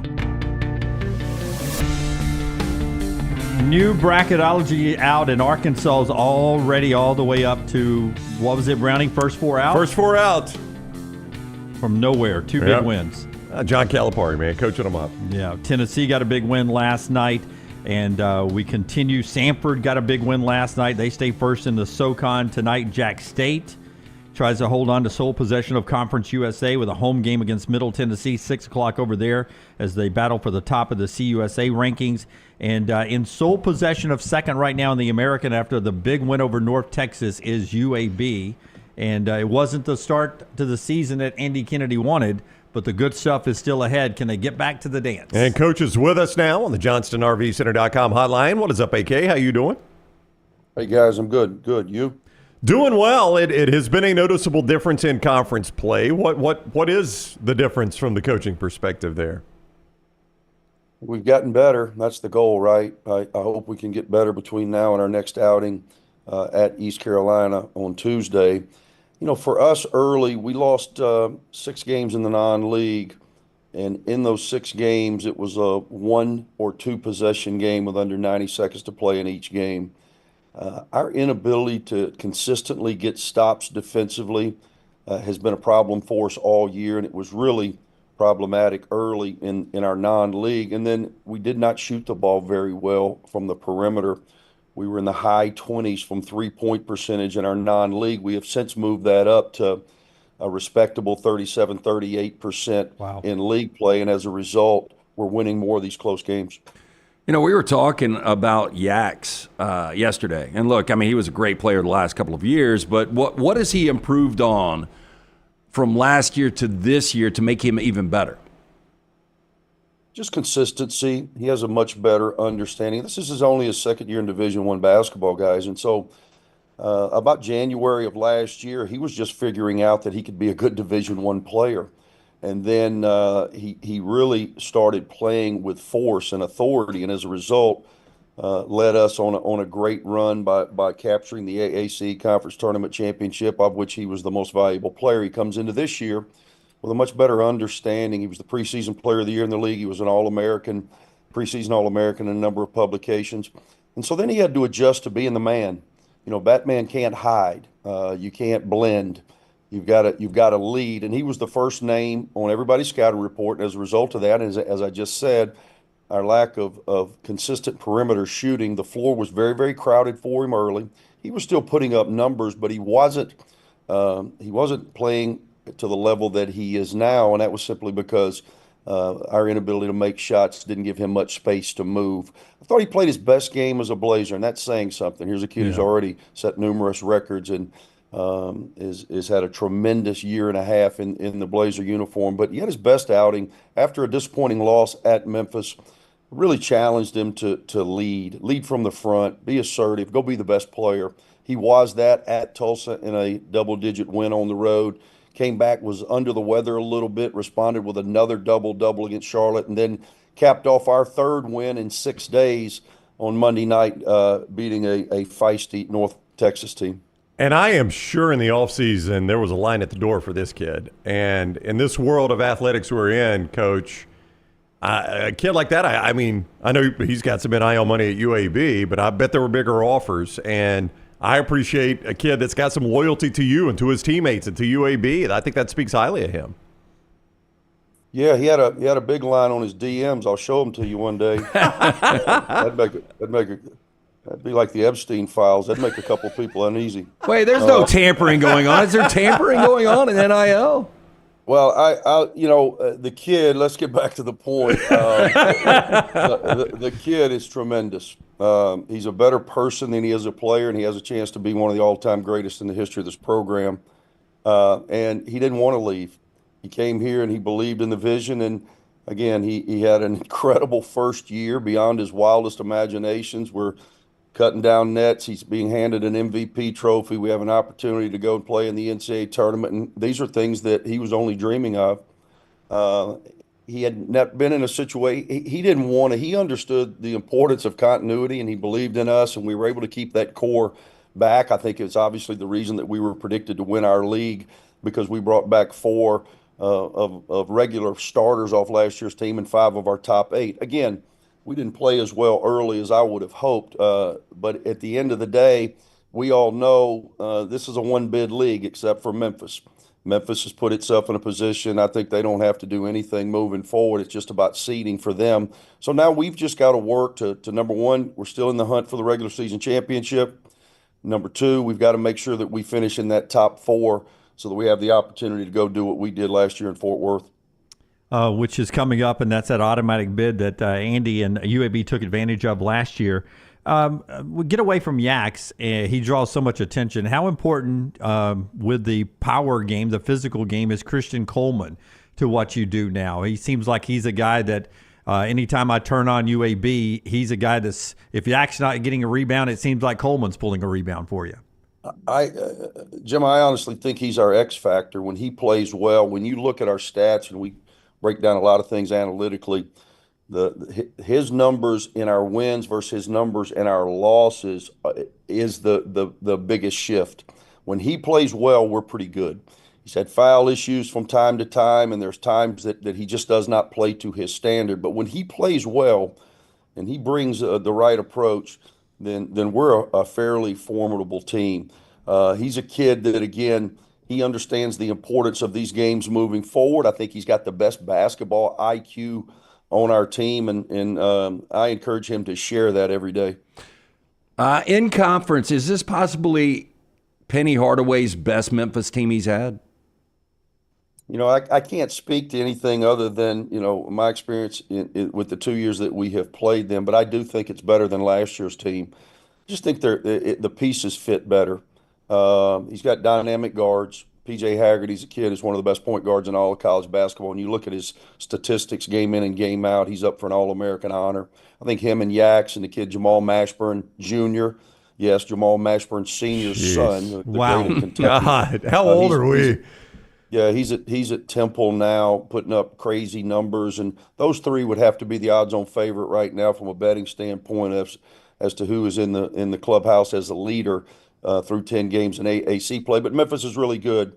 They can beat you in a number of ways. They've got low post scoring and a kid named Dane Danger. What a great name.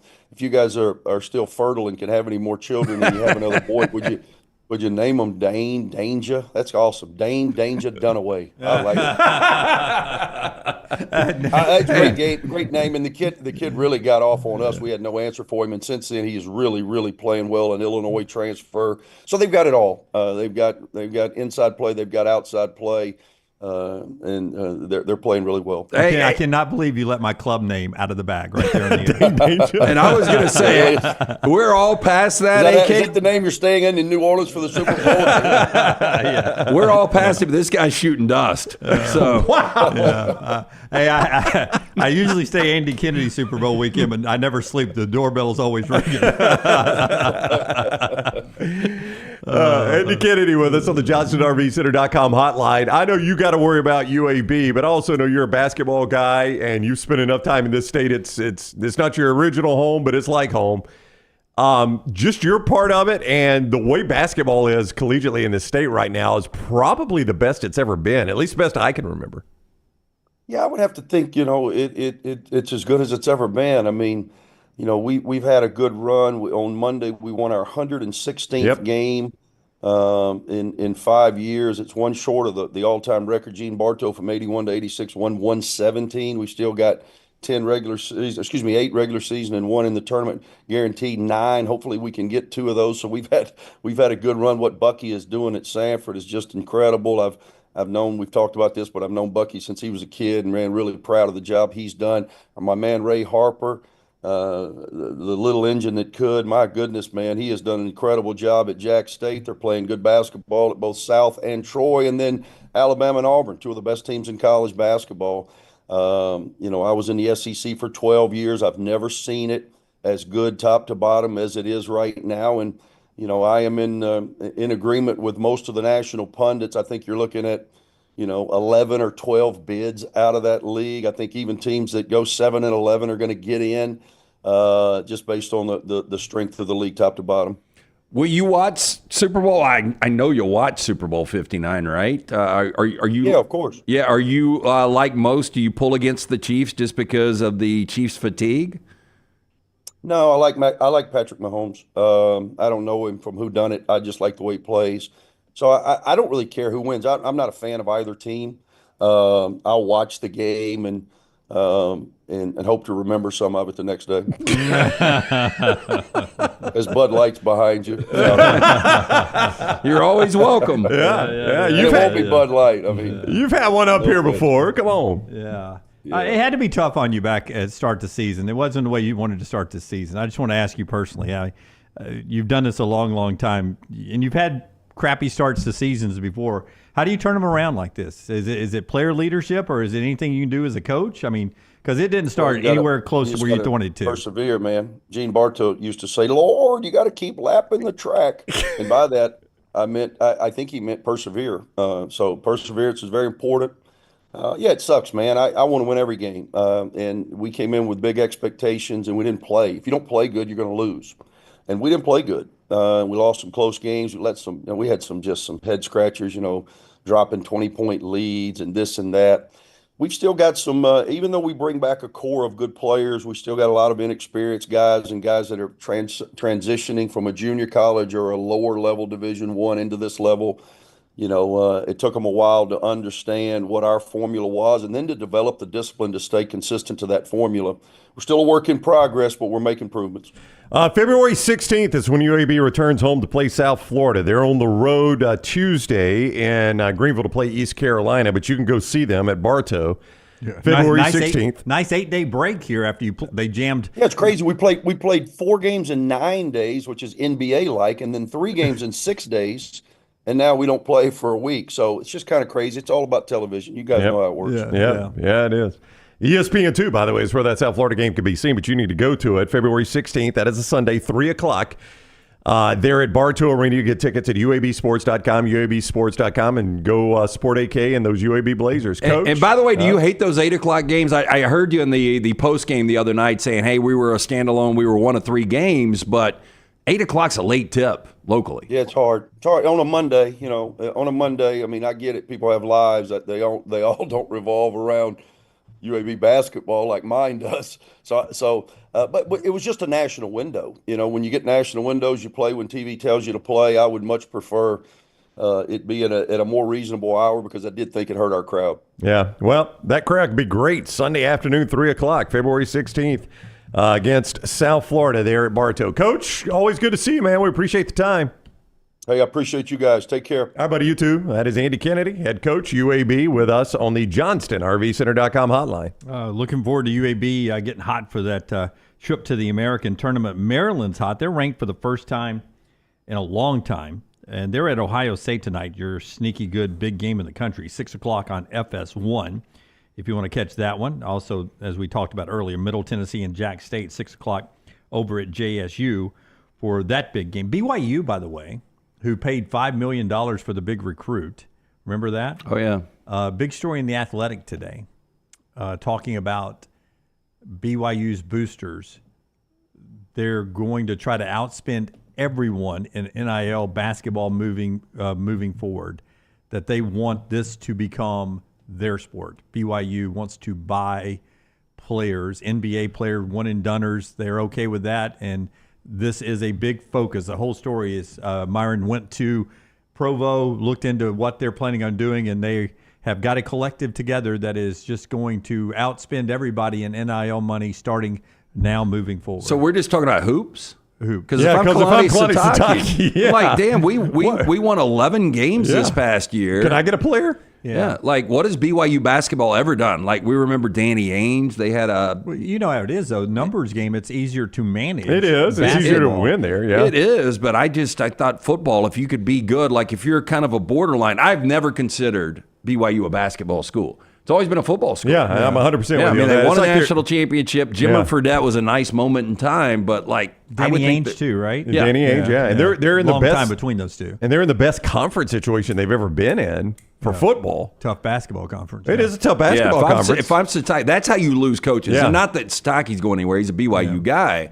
But if you've got a good, credible young coach and he hears things like that. Well, I don't know if they're not doing it for football too. I would imagine there's a lot of money with that school. Yeah, but when I hear, if this is the way it was said, I know you're saying it, but if I hear we think we can be the best basketball program in the country if we spend enough money, I'm like, well, if you spend enough money, we can be the best football program in the country too. I'll go and tell you. What do you think their best finish ever in basketball is?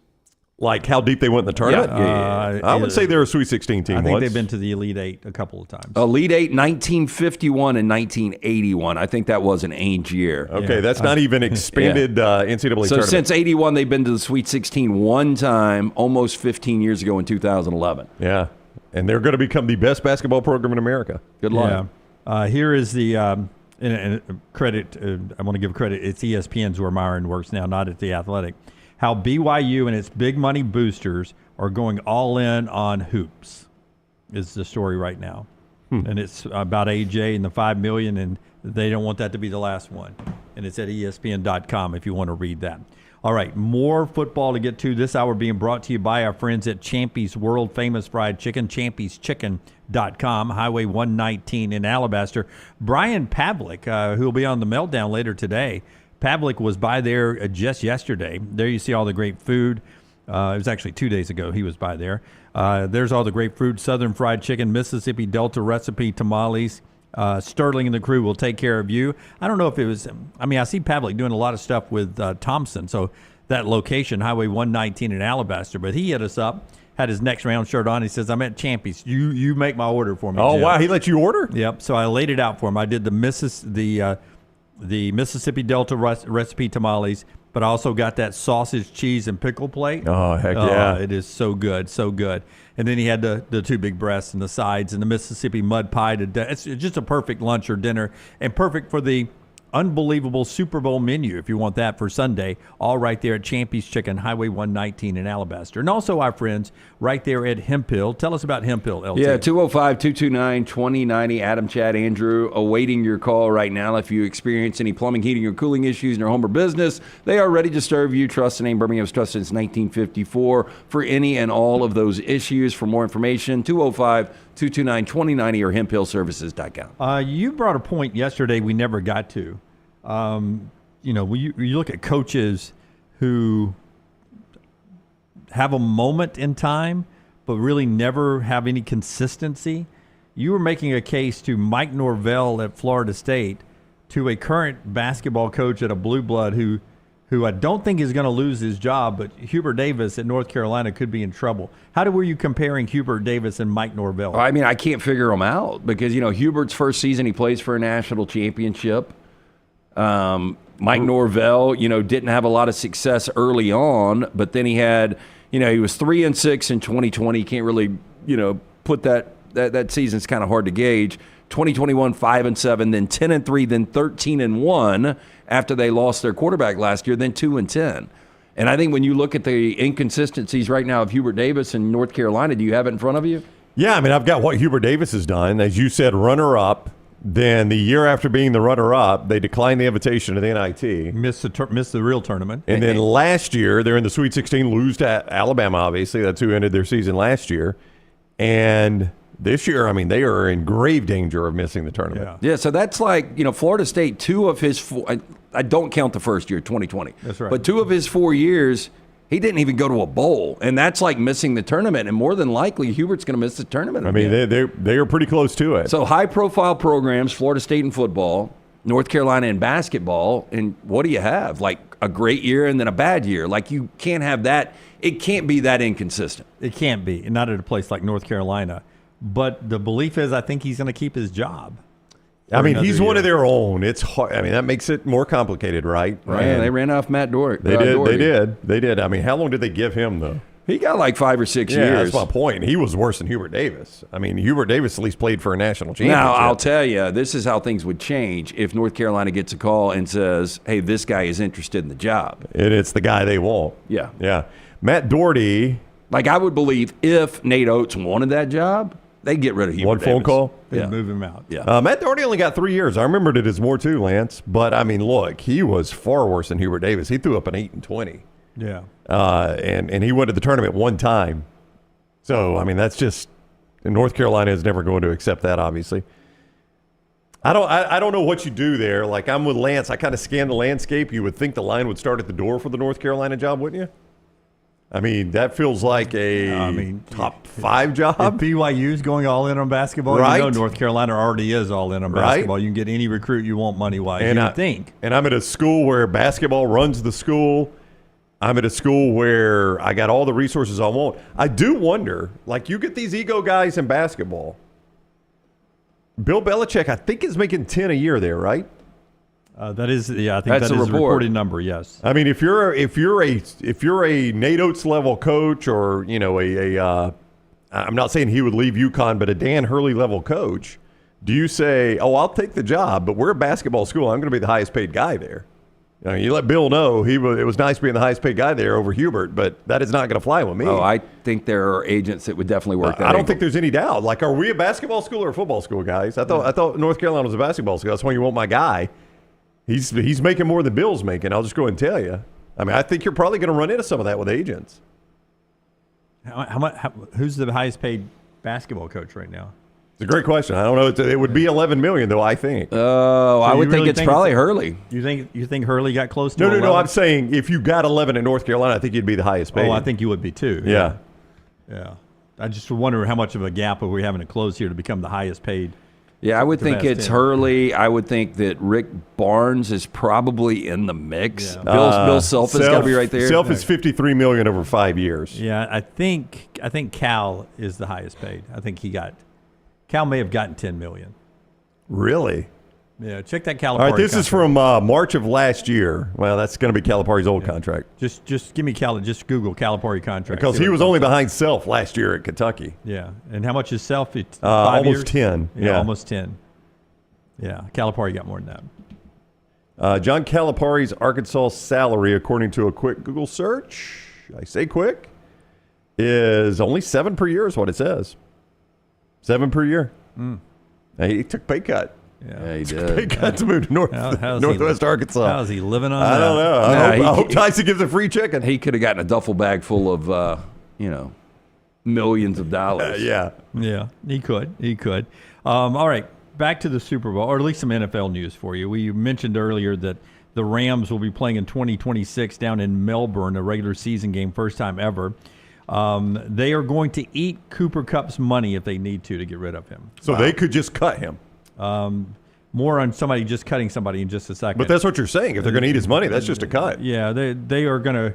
When I say eat the money, if they trade him somewhere, they can pick up a big chunk of it. Yeah, I don't think there's any way. I could pay 60%, you pay 40%. I mean, there's no way a player Cooper Kupp's caliber, you have to straight release him. Yeah. You can find a trade, but it's going to be a trade that benefits the other team. Oh, yeah. Straight release is the Atlanta Falcons. According to reports from the Super Bowl, with everybody there, they believe very soon the Falcons will cut Kirk Cousins and just eat $65 million in dead cap money. 65. That deal, boy, they fleeced them on that deal, didn't they? Kirk Cousins people. I mean, I didn't see that coming, though. $40 million is what Denver ate dead cap money on getting rid of Russell Wilson. So it would be sort of in the same ballpark for the Falcons. Look, it worked out for Denver, playoff team this year. Yep. Did you see Saquon said this at the opening night? Did you see the team he almost went to? Instead of Philadelphia. He said he was so close to going to this. I did not see that. Last moment he went Philadelphia. Was it Kansas City? No, it was the Chicago Bears. Wow. Made the right decision. Yeah. Boy, he did. But could you imagine he and Caleb Williams together? The way those receivers they had. Yeah. I mean, That'd be a heck of an offense. Where would the Bears have been? I still don't know if they're postseason. You don't know if they make the playoffs? Yeah, I mean, just that division. Yeah, it is tough. And then there's this guy, and this was from 2 days ago, but I'm finally getting to here. His dad died. DeAndre Hopkins' dad died in 1992. He was left from his dad a mink jacket, and M-I-N-K, mink jacket. And he told himself he was going to wear that mink jacket to either his wedding or the Super Bowl. Well, Super Bowl came first. Oh, that's pretty cool. He's wearing it as part of his wardrobe into the stadium on Sunday to remember his dad. That's really cool. Yeah. Do we have a picture of the mink? I don't know. See if you got DeAndre Hopkins mink, M-I-N-K. Boy, can't say that word, just jacket. thought that he would be a bigger impact guy. Because, there was a moment he was the best receiver in all of football. I do not see a picture popping up. No, it's going to be a surprise on game day. I first read it without my glasses on. I thought it said mint, and I was like a green jacket? Like a green colored jacket. And then I thought, or just a vintage jacket in great condition. But it is M-I-N-K. So that's actually a cool story there. Yeah. He hasn't broken it out yet. That's right. He's going to break it out at the Super Bowl. Yeah. By the way, nice city to wear that in. A mink jacket walking in on an 81-degree day with all the humidity in New Orleans. Drenched. Yeah, he'll get warmed up just on the walk in. All right, when we come back, we've got trash and some other basketball and football news straight ahead. That includes Dwayne Wade's. It's not a conspiracy theory, but he knows, in his opinion, why the Luka trade went down. That's coming up next right here on the show. That's brought to you by our friends at MyBookie, Brownie, mybookie.ag. Yeah, code next round to get in that casino, to get into the sports book. Code TNR Casino to get in the casino at mybookie.ag. You can play the Super Bowl right there with code next round. MyBookie.ag, code next round. That sportsbook bonus remains 50% up to $1,000. That is effective right now, so enjoy Super Bowl Sunday with that.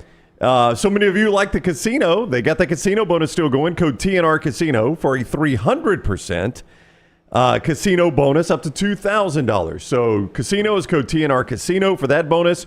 The sportsbook is code next round for that bonus. You can bet anything, anytime, anywhere, and play that casino at mybookie.ag. Code TNR Casino to get a huge bonus. Code next round to get a bonus in the sportsbook at mybookie.ag. Call the next round now at 205-734-0923.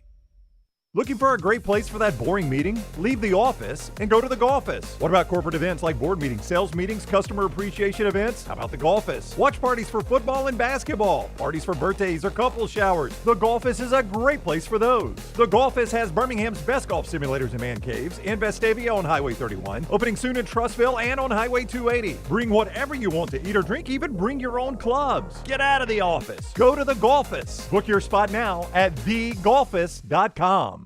Make Valentine's Day special with our friends at the New York Butcher Shops. Right now, their Valentine's Day special, you get 2 certified Angus prime beef choice fillets, 2 twice-baked potatoes, fresh salad for 2, and yeast rolls. The choice, $59.99. The prime, $74.99. Available for pickup right before Valentine's Day. 2 locations. The New York Butcher Shop, Cahaba Heights, 205-970-7300. The location in Greystone, Highway 119, 205-703-8825. This Valentine's Day, make it rare quality, well-done service, the New York Butcher Shop. If renting is putting a dent in your bank account, here's your sign from the universe that it's time to buy a new home. And who better to help you through the ins and outs of home buying than our friends at Mortgage Right. With Mortgage Right, you don't have to worry about becoming a short-notice mortgage expert because they do all the heavy lifting for you. They're trusted mortgage professionals, and they'll help you choose the right mortgage option and stand by your side every step of the way. Visit mortgageright.com/TNR to buy before renting runs you dry. That's mortgageright.com/TNR. NMLS 2239, Equal Housing Lender. Storm season is here. Make sure you have a plan of action in place right now. Greg from Pell City and Storm Restoration Roofing should be your first call when storms hit. Insurance companies love working with Storm Restoration Roofing because of Greg Nelson's name and reputation in the industry. When storms hit, call Greg Nelson. He's local, 205-542-3531. He's the home of the free no-cost roof inspection. Greg from Pell City on Facebook, 205-542-3531. It's Storm Restoration Roofing. This hour of The Next Round is presented by the Birmingham Racecourse Casino, now featuring 7 days of giveaways with your chance to win a share of up to $125,000. The more you visit the Birmingham Racecourse Casino, the more chances you have to win. Follow Next Round Live on Twitter, Instagram, Facebook, and YouTube. The social media team at Next Round Live is dedicated to giving you daily news conferences and practice video from UAB, Alabama, Auburn, and around college football. Follow and compare to the sites you used to visit. You'll also get the latest highlights and news from the Next Round Daily Show. Turn on the notifications so you don't miss a thing. Next Round Live on Twitter, Instagram, Facebook, and YouTube. See more at nextroundlive.com. Since you listened to my last message so well and got rid of those cargo shorts and stained t-shirts, it's time to replace them with Rhoback. Go to Rhoback.com and click on the refreshed collection to find all that you need for an EG-approved wardrobe. It includes pieces that will have you ready to hit the golf course after a busy day of meetings or comfy favorites for travel and working from home. Get 20% off using code TNR20. See, I'm saving you some money. As we all know, there's no off season when it comes to college football. If you want to stay in the know with all things Auburn, join us over on thebarnauburn.com and get $25 off your annual subscription. We'll keep you up to date and give you exclusive content all the way to the first Saturday of football season on thebarnauburn.com. Hey friends, if you're looking to expand your business and inform the Next Round audience about your exciting brand, contact us at sales@nextroundlive.com to be part of the team and advertise your product to hundreds of thousands of potential consumers on our ever-expanding platform. Let the Next Round help take your business to the next level. Get more information by emailing us at sales@nextroundlive.com, and one of our team members will work with you to build a plan to take your business to the next level with the Next Round.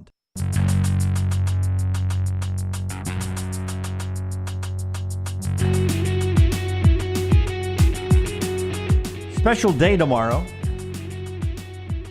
for the DeBoer family.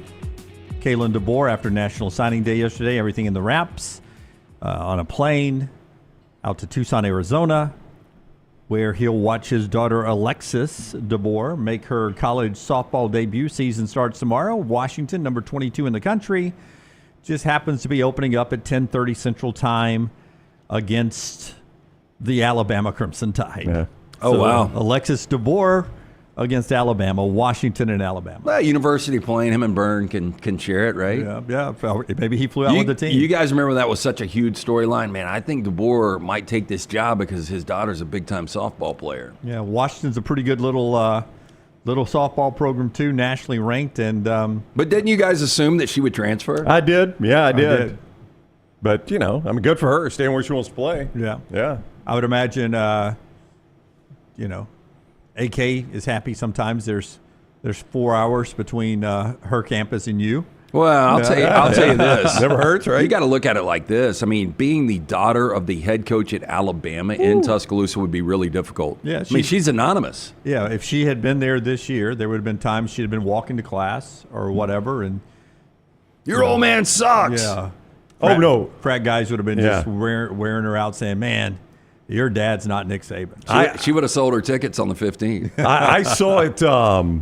I saw it just at Jacksonville State. I had some classes with Coach Burgess' daughter, Rick's dad, the legendary Bill Burgess, who won a national championship at Jacksonville State. But unfortunately, when we moved to the FCS level, he was still running the wishbone. It was an outdated offense then, or the triple option, outdated offense then, and we didn't fit in. And boy, some of the stuff people said to his daughter, it was uncomfortable. And Which makes no sense. It really doesn't. Yeah. It makes zero no sense at all. It was stupid. Yeah. The show being brought to you by our friends at Michelson Laser Vision. A couple of more interesting notes away from college basketball and college football before we get to trash after you tell us about Michelson. 205-969-8100. That is the number you need to call. As for Amy, tell her the next round sent you. She's going to hook you up with a hassle-free consultation. You have zero to lose to find out if LASIK is right for you. Dr. Mark Michelson, Dr. Jen Michelson, best in the business. I got the procedure done over 2 decades ago. Still have 2015 vision, better than 2020. Make the phone call that I made, 205-969-8100. Again, ask for Amy. Tell her the next round sent you. For more information, michelsonlaservision.com. Occasionally I throw out a name for you to guess the age because I feel like in my head it's skewed a little bit. Pete Alonso. He re-signs with the Mets. Surprising a lot of people. 2-year deal, $54 million. Pete Alonso, I would say 31. It's inside your window. He's 29. 29. I picture him being older. 31's a good guess. I pictured him to be like 33 for some reason. Only 29. And when he plays a whole year, he's good. 34 home runs is his average or more. So he's about to become, I think, the second or leading home run hitter in Mets history. If he gets 34 this year, he passes Darryl Strawberry in a Mets uniform. So he's pretty good. He re-signs with the Mets. Where's Ed Kranepool? He may be the leader. I don't know. Dave Kingman. Dwayne Wade was on a podcast recently, and it was right after the Luka trade, and he says he knows what happens. He knows what happened here. Everyone seemed to be stunned or shocked or upset about the trade. Well, if D. Wade can explain it, please let us know because it makes no sense. D. Wade says it's pretty simple. He says the players have basically run the league for the last 10 to 15 years, and he says this was a billionaire club move.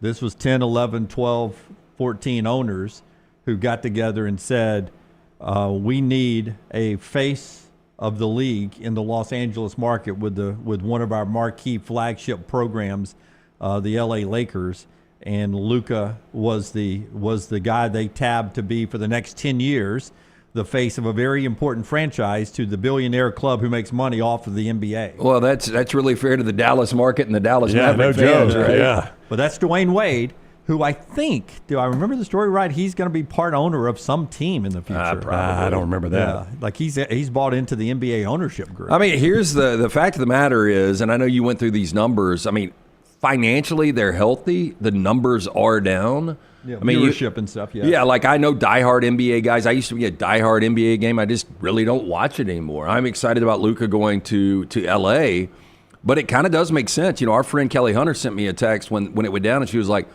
do you think because there's not as much interest, like a trade like this brings in a ton of like marginal sports fans? And it really is an interesting point. Yep. He believes it was all. But I just don't know how you do that to another one of your organizations. Yeah, I mean, again, it sucks so bad if I'm a Dallas fan.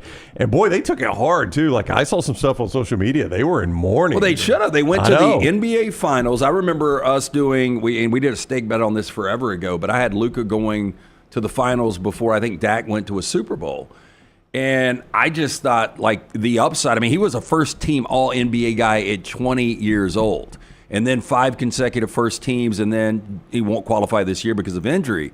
But, like, how you trade a guy that is 25 years old and one of the top 3, 4, 5 players in all the league, it doesn't make any sense for a guy that is still really good and obviously a much better defensive player, but kind of on the other side of that window, or much on the other side of that window. Unless you needed Patrick Ewing to be in New York, or they feels like these have been placed. Well, I mean, there's a huge conspiracy about the Patrick Ewing. Yeah, obviously. What, the fold? Oh yeah, the dented or the bent envelope. But, there's still fallout from this because, the Lakers go out, and last night they orchestrate this trade that nobody's going to talk about. But Mark Williams, one of the promising young bigs in the NBA, and he's really just scratching the surface. I was excited about, Dalton Knecht being a Laker when he was drafted last year, and now he's off to Charlotte. To Charlotte for the big guy. For the big guy, him and Cam Reddish, yeah. Two things quickly before trash. One of them, the Chiefs are going for a three-peat in the Super Bowl. One player's already done it. Y'all know who that is? 3 in a row? He won 3 Super Bowls in a row. Oh, is he current? He's not current, no.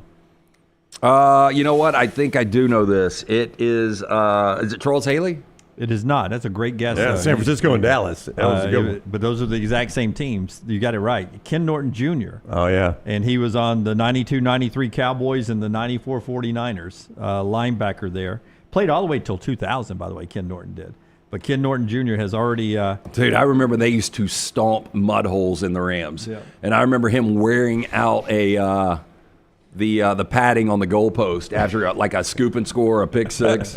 Yeah. And by the way, he got a 4th Super Bowl ring on the coaching staff with Pete Carroll at Seattle. He's currently at Washington, if you want just to think rings attract each other. And finally, you were in a movie. How many movies were you in? Oh, 5 or 6. 5 or 6? Yeah. What do cameos get paid? I mean, we say in a movie. Yeah, you were an extra work. You didn't do a cameo. Well, cameos, it depends. Some guys will do it for free. Uncredited roles. I mean, I think people like Tyler get really excited when you see somebody pop up in a movie. Yeah, there's definitely a culture, especially around superhero movies, around having these little minor characters pop up for a few seconds here and there. Yeah, and I don't know if they get paid at all. It depends. I mean, there were really good cameos in Wolverine and Deadpool. Yeah, like the big rumor behind those is if those actors all signed like multi-picture deals, or if they signed a contract that says we'll show up for like 5 minutes.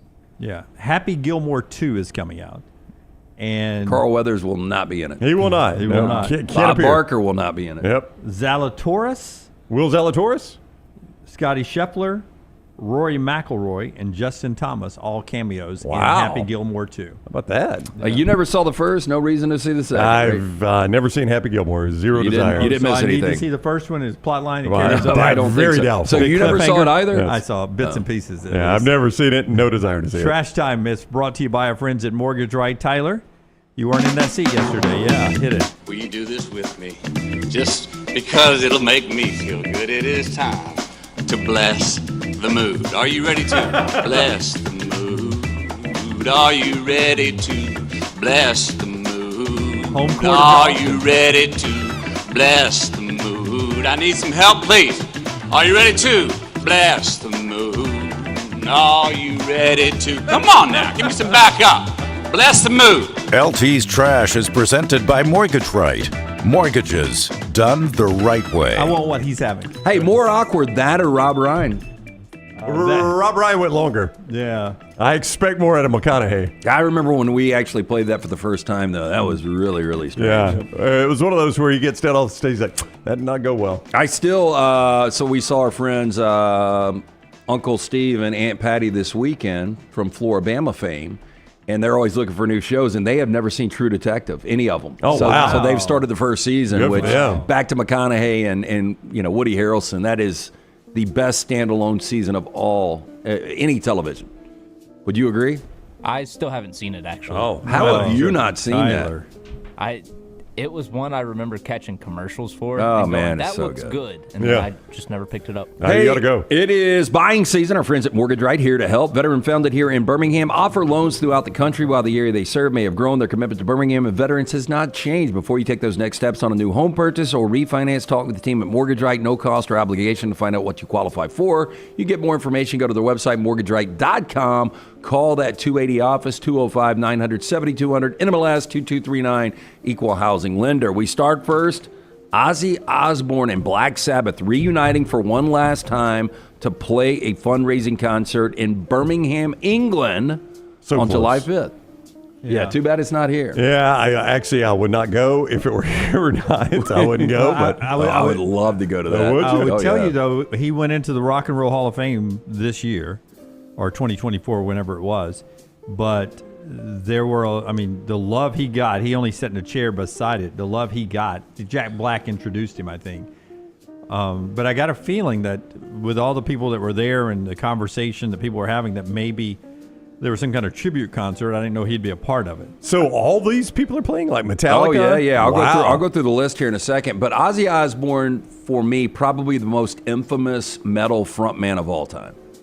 I think that's fair. Yeah, I agree with that. So the concert is going to mark the first time Black Sabbath's original lineup have played together in 20 years. Now, Osbourne, unfortunately, has been forced to stop touring due to a combination of Parkinson's and spinal injuries. He's going to play a short solo set before joining his bandmates. His wife, Sharon, told BBC he was determined to put one final show on. Quote, he's doing great. He's doing really great. He's so excited about this, about being with the guys again and all of his friends. It's exciting for everyone.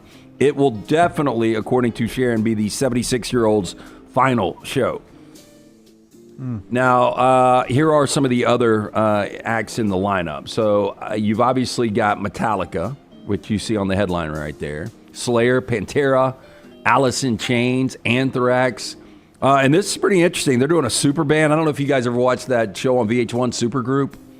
I never saw that. It was actually pretty good. They would take a guitarist from one group and a drummer. Ted Nugent, Sebastian Bach, the Scott kid from Anthrax. What was his name? I don't know. They put all these guys together. What's that? Scott Ian. Yeah, that's it.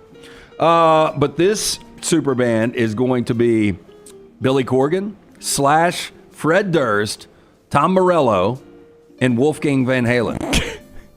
That is an interesting lineup. That is quite the super band. Yeah, so anyway, good luck on getting tickets to that thing, the final show. I wonder how big Villa Park is in Birmingham. It's a soccer stadium. Oh, so where quite large. Aston Villa plays, so it's got a good size. Yeah, quite large. Is it a chance that Wolfgang Van Halen, that's a group, right? No, that's Eddie's son. It's Eddie's son, okay. Yeah. He was part of the tribute band that was up there playing the night of the Hall of Fame. Yeah. And Villa Park holds 42,000. Wow. That is small for this, yeah. Man accused of vehicle theft after deputies say he stole a car from a dealership because he spent his last, quote, $50 on getting an Uber there. Now, deputies say that Jason Vergesco arrived at the Route 60 Hyundai in Vero Beach in an Uber to finance a new vehicle. Now, when dealership employees declined to finance the 2024 Hyundai Tucson, deputies say Vergesco became angry, deciding to leave the lot in the Tucson when he found it with the keys in the ignition because he, quote, spent his last $50 on an Uber there. Does he have a smock on? It looks like he's getting a haircut. No, I think it's a baggy T-shirt. Really? That looks like a smock. It looks like a haircut smock to me. It looks like that, sort of thin material you get, a smock. The smock at the barbershop. Yeah, exactly. Now, employees told police that the car had a GPS locator, which deputies say they tracked to a home in Florida that matched, you guessed it, the home address on Vergesco's finance application. Yeah, we'd call that red-handed right there, I would think. Yep. Yeah. He told police that mental illness was likely a contributing factor in the crime. Deputies found probable cause to book him on a felony count of vehicle theft. Well, probably good when you can self-diagnose yourself after you get caught. So he got a little James Corbin in him? I'm mentally ill. Yeah, I think I should be let go, honestly. I'm mentally ill. I'm going to plead mentally insane. What do you guys think? Tyler agrees. James Corbin? Yeah, this is Florida James Corbin. Florida James Corbin with a smock on. That was a dead hit right there. Last spring, Luann Hahn attended the Miami Marlins matchup against the Atlanta Braves. That day, the Marlins happened to be hosting Bark in the Park, promotion that invites dog-loving Marlins fans to bring in their furry friends to Lone Depot Park to enjoy America's favorite pastime. But for Hahn, Bark in the Park turned into a slip in the park. It says one pup took a pee on the ballpark. No one cleaned it up. She evidently didn't realize that the event could also... this doesn't read right. Anyway, according to the lawsuit, December of 2024, she was walking around the park on April 24th when she slipped on dog urine, fell to the ground. She is suing the Marlins stadium operator in the city of Miami for damages, which exceeds $50,000. How, though, with cement, can you slip on pee? Yeah, and even the metal thing on the edge there, going down the stairs, they're spilt beer and soda on those things all the time. That's not a legit hot dog, right?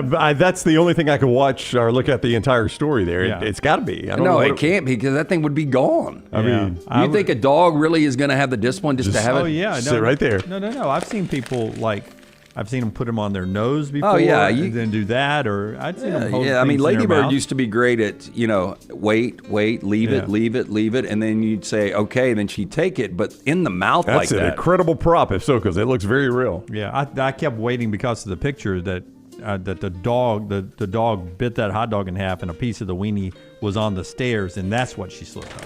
Yeah, I cannot wait to see this next picture, Tyler. A Chinese streamer who paid over $140,000 to become an android returned to her home village and left her community stunned. No, the woman behind her is very happy for her, though. Now, this 30-year-old streamer, Dalatian, I don't even know how to pronounce his name, has taken the app by storm with her incredible robot-like features. As reported by the South China Morning Post, the creator, who resembles an anime character, boasts a robotic-looking body, artificial face, and short wig.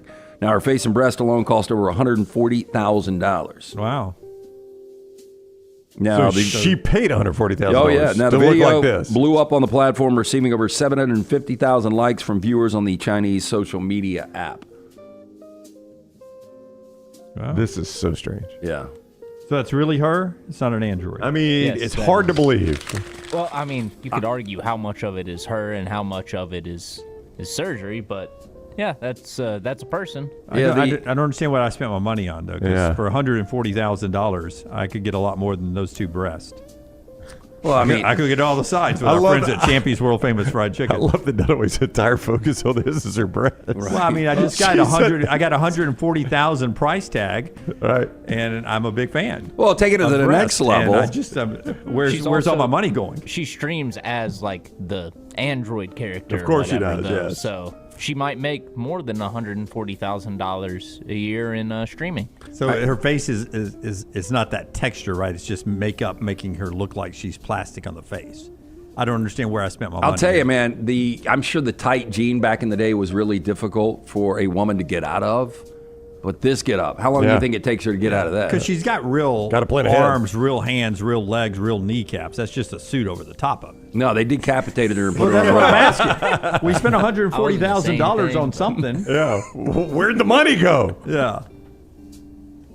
Don't know. I mean, at tops, I'm in $25,000 on the breast. Dude, those ladies are. Where's the rest of my money? They're having a ball, though, man. Everybody likes being around her. Look how happy they are. Yeah. They were getting paid. That's where some of the money went. Hey, it is spring buying season. Our friends are coming up in the next. When is spring? Next month? Sure. I think it starts in March. I think it's close. Yeah.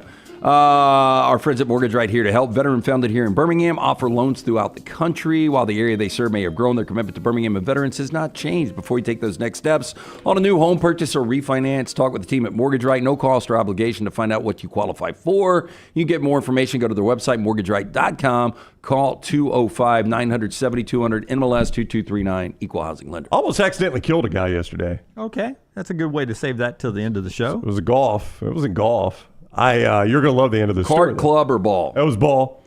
So where are you playing first? We're at Vestavia Country Club. Love that course. Always very kind to me out there. Saw a lot of members of the audience out there. This would be so much more interesting if it was club. It was not club, but we get to number 9, drivable par 4, except it's all carry. You got to carry it up on the green. The green's uphill. If it hits into the hill, it comes right back down. Yeah. Humble brag here coming. Cart said 290. I did not think I could carry it 290. Right. Right. Okay, real quickly, the chat room's wanting to know, please have this being Trenton Dilfer also at the course. I did not see Coach at the course. I cannot confirm or deny if he was there. Okay. So I get up on the tee. We are a bit downwind, and I go ahead and hit. I'm thinking I'd probably fly it up into the hill and it'll roll back down in front of the green, trip up and try to make birdie. We're setting up for a humble brag here. Go ahead. Ball carries to the front of the green, apparently. Now, I can't see that far, so I didn't know, but the guy I'm playing with is like, you just flew it on the green, almost hit a man. And then I could see, a guy throwing his hands up like, what are you doing? And I'm like, God. And it was Trent Dilfer. No, it was not Trent Dilfer. Trent Dilfer not in this story. I know it would be even better if it was. Maybe the first time he threw this up in a while, right? It's an excellent line. So I'm like, well, I got to go apologize. Well, this is on number 9. They go ahead and make the turn. Well, number 11. You're a guest at the club and you're hitting into club. Yes, that is 100% the case, Jim. And So the 12th tee is right behind the 11th green, and we're on 11. I'm in the fairway. I'm like, before I hit up, I'm going to go apologize to these guys, get this over with. So I pull up with the car, and they're up on the tee, and I said, gentlemen, I have got to apologize for number 9. That was completely my fault. I cannot tell you how sorry I am. And you know what the guy's response was? You're Ryan Brown, aren't you? I was like, oh, God, this guy who watches the show today, he's got, love your guy's show. And I was like, look, I really appreciate it, but I'm just here to apologize. And he's like, no, I mean, the way y'all, and he just starts talking about the show. And I'm like, I would like someone to accept the apology, please. So he flew it basically 300 Dunaway, and he was recognized. Did have a little win. Well, the other gentleman was like, you came that close to hitting me. Yeah. And I mean, I don't know what his health situation is. That would have hurt. Oh, it would have. So was the other guy kind of a dick about it?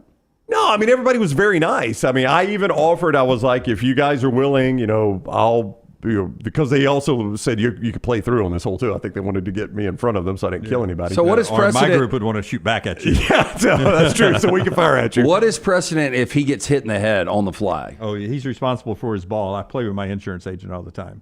So what? I have to pay the medical bills? You whatever it ends up being, you're responsible. Wonder if your ball. If he makes $500 a year, and he's got 10 more years of earning potential, he leaves a wife and kids. Problematic. What's that little bit of insurance that you pay a little bit to have in your the umbrella policy? The umbrella policy. This is where the umbrella. What did you say? Is there a penalty? Yeah, I said, is there a stroke penalty? No, yeah, you play the ball as it lies after you hit somebody. As a guy who is not as good as Brown, my ball gets away from me sometimes, and I don't play as good of courses. So occasionally there are other people, cars, and buildings involved, houses.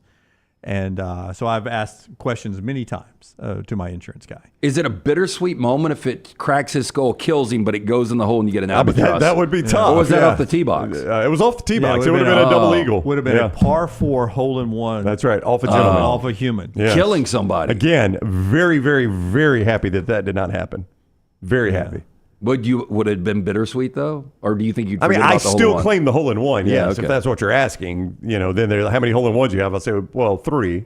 3. One of them was on a par 4, in fact. And then if they ask for details, dude, that would be the most incredible story ever. Yeah. Like when we go to quarterback clubs now, that would be your go-to. Oh, that's true. I could tell that one. You'd have to tell the story this way. You'd have to say, "I've got 3." 2 that didn't kill anybody. That's true. I could do that. And they'd be like, whoa. Yes. Whoa, tell us about the other one. Yeah. Well, it's a long story. Dunaway in Jamaica and you killing somebody on the tee. Also saw the Vestavia golf coach. They were about to tee off. Big fan of the show, so give him a shout out. His scouting report, girls I think are a little young. Boys team, one of the best in the state. So. Go Rebs. Yeah, go Rebs golf. Thank you for watching the show every day. Really nice guy. So, did you eat anything in the clubhouse? I did not. We were just motoring right along, trying to get done. Apparently so. Well, I mean, again, I didn't think I could get the ball on the green. It's on me, 100%. Almost killed a guy. You think you'll get an invite back? Oh, sure, yeah. It's Pastor George. So maybe not from that group that was in front of me, but they were very nice men, and they were all very understanding, and I appreciate that. So is your pastor? My pastor was the other guy in the group with me, yes. It was me and my pastor, George Wright. So at least we had somebody to say a prayer. That's true. If they killed me or if I killed them. Last rites. Yeah, he could have read last rites. That's right, yeah. All right there.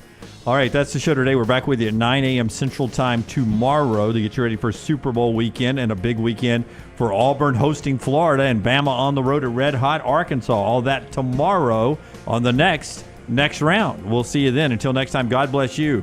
God bless anyone in front of Brownie on the golf course, and God bless America.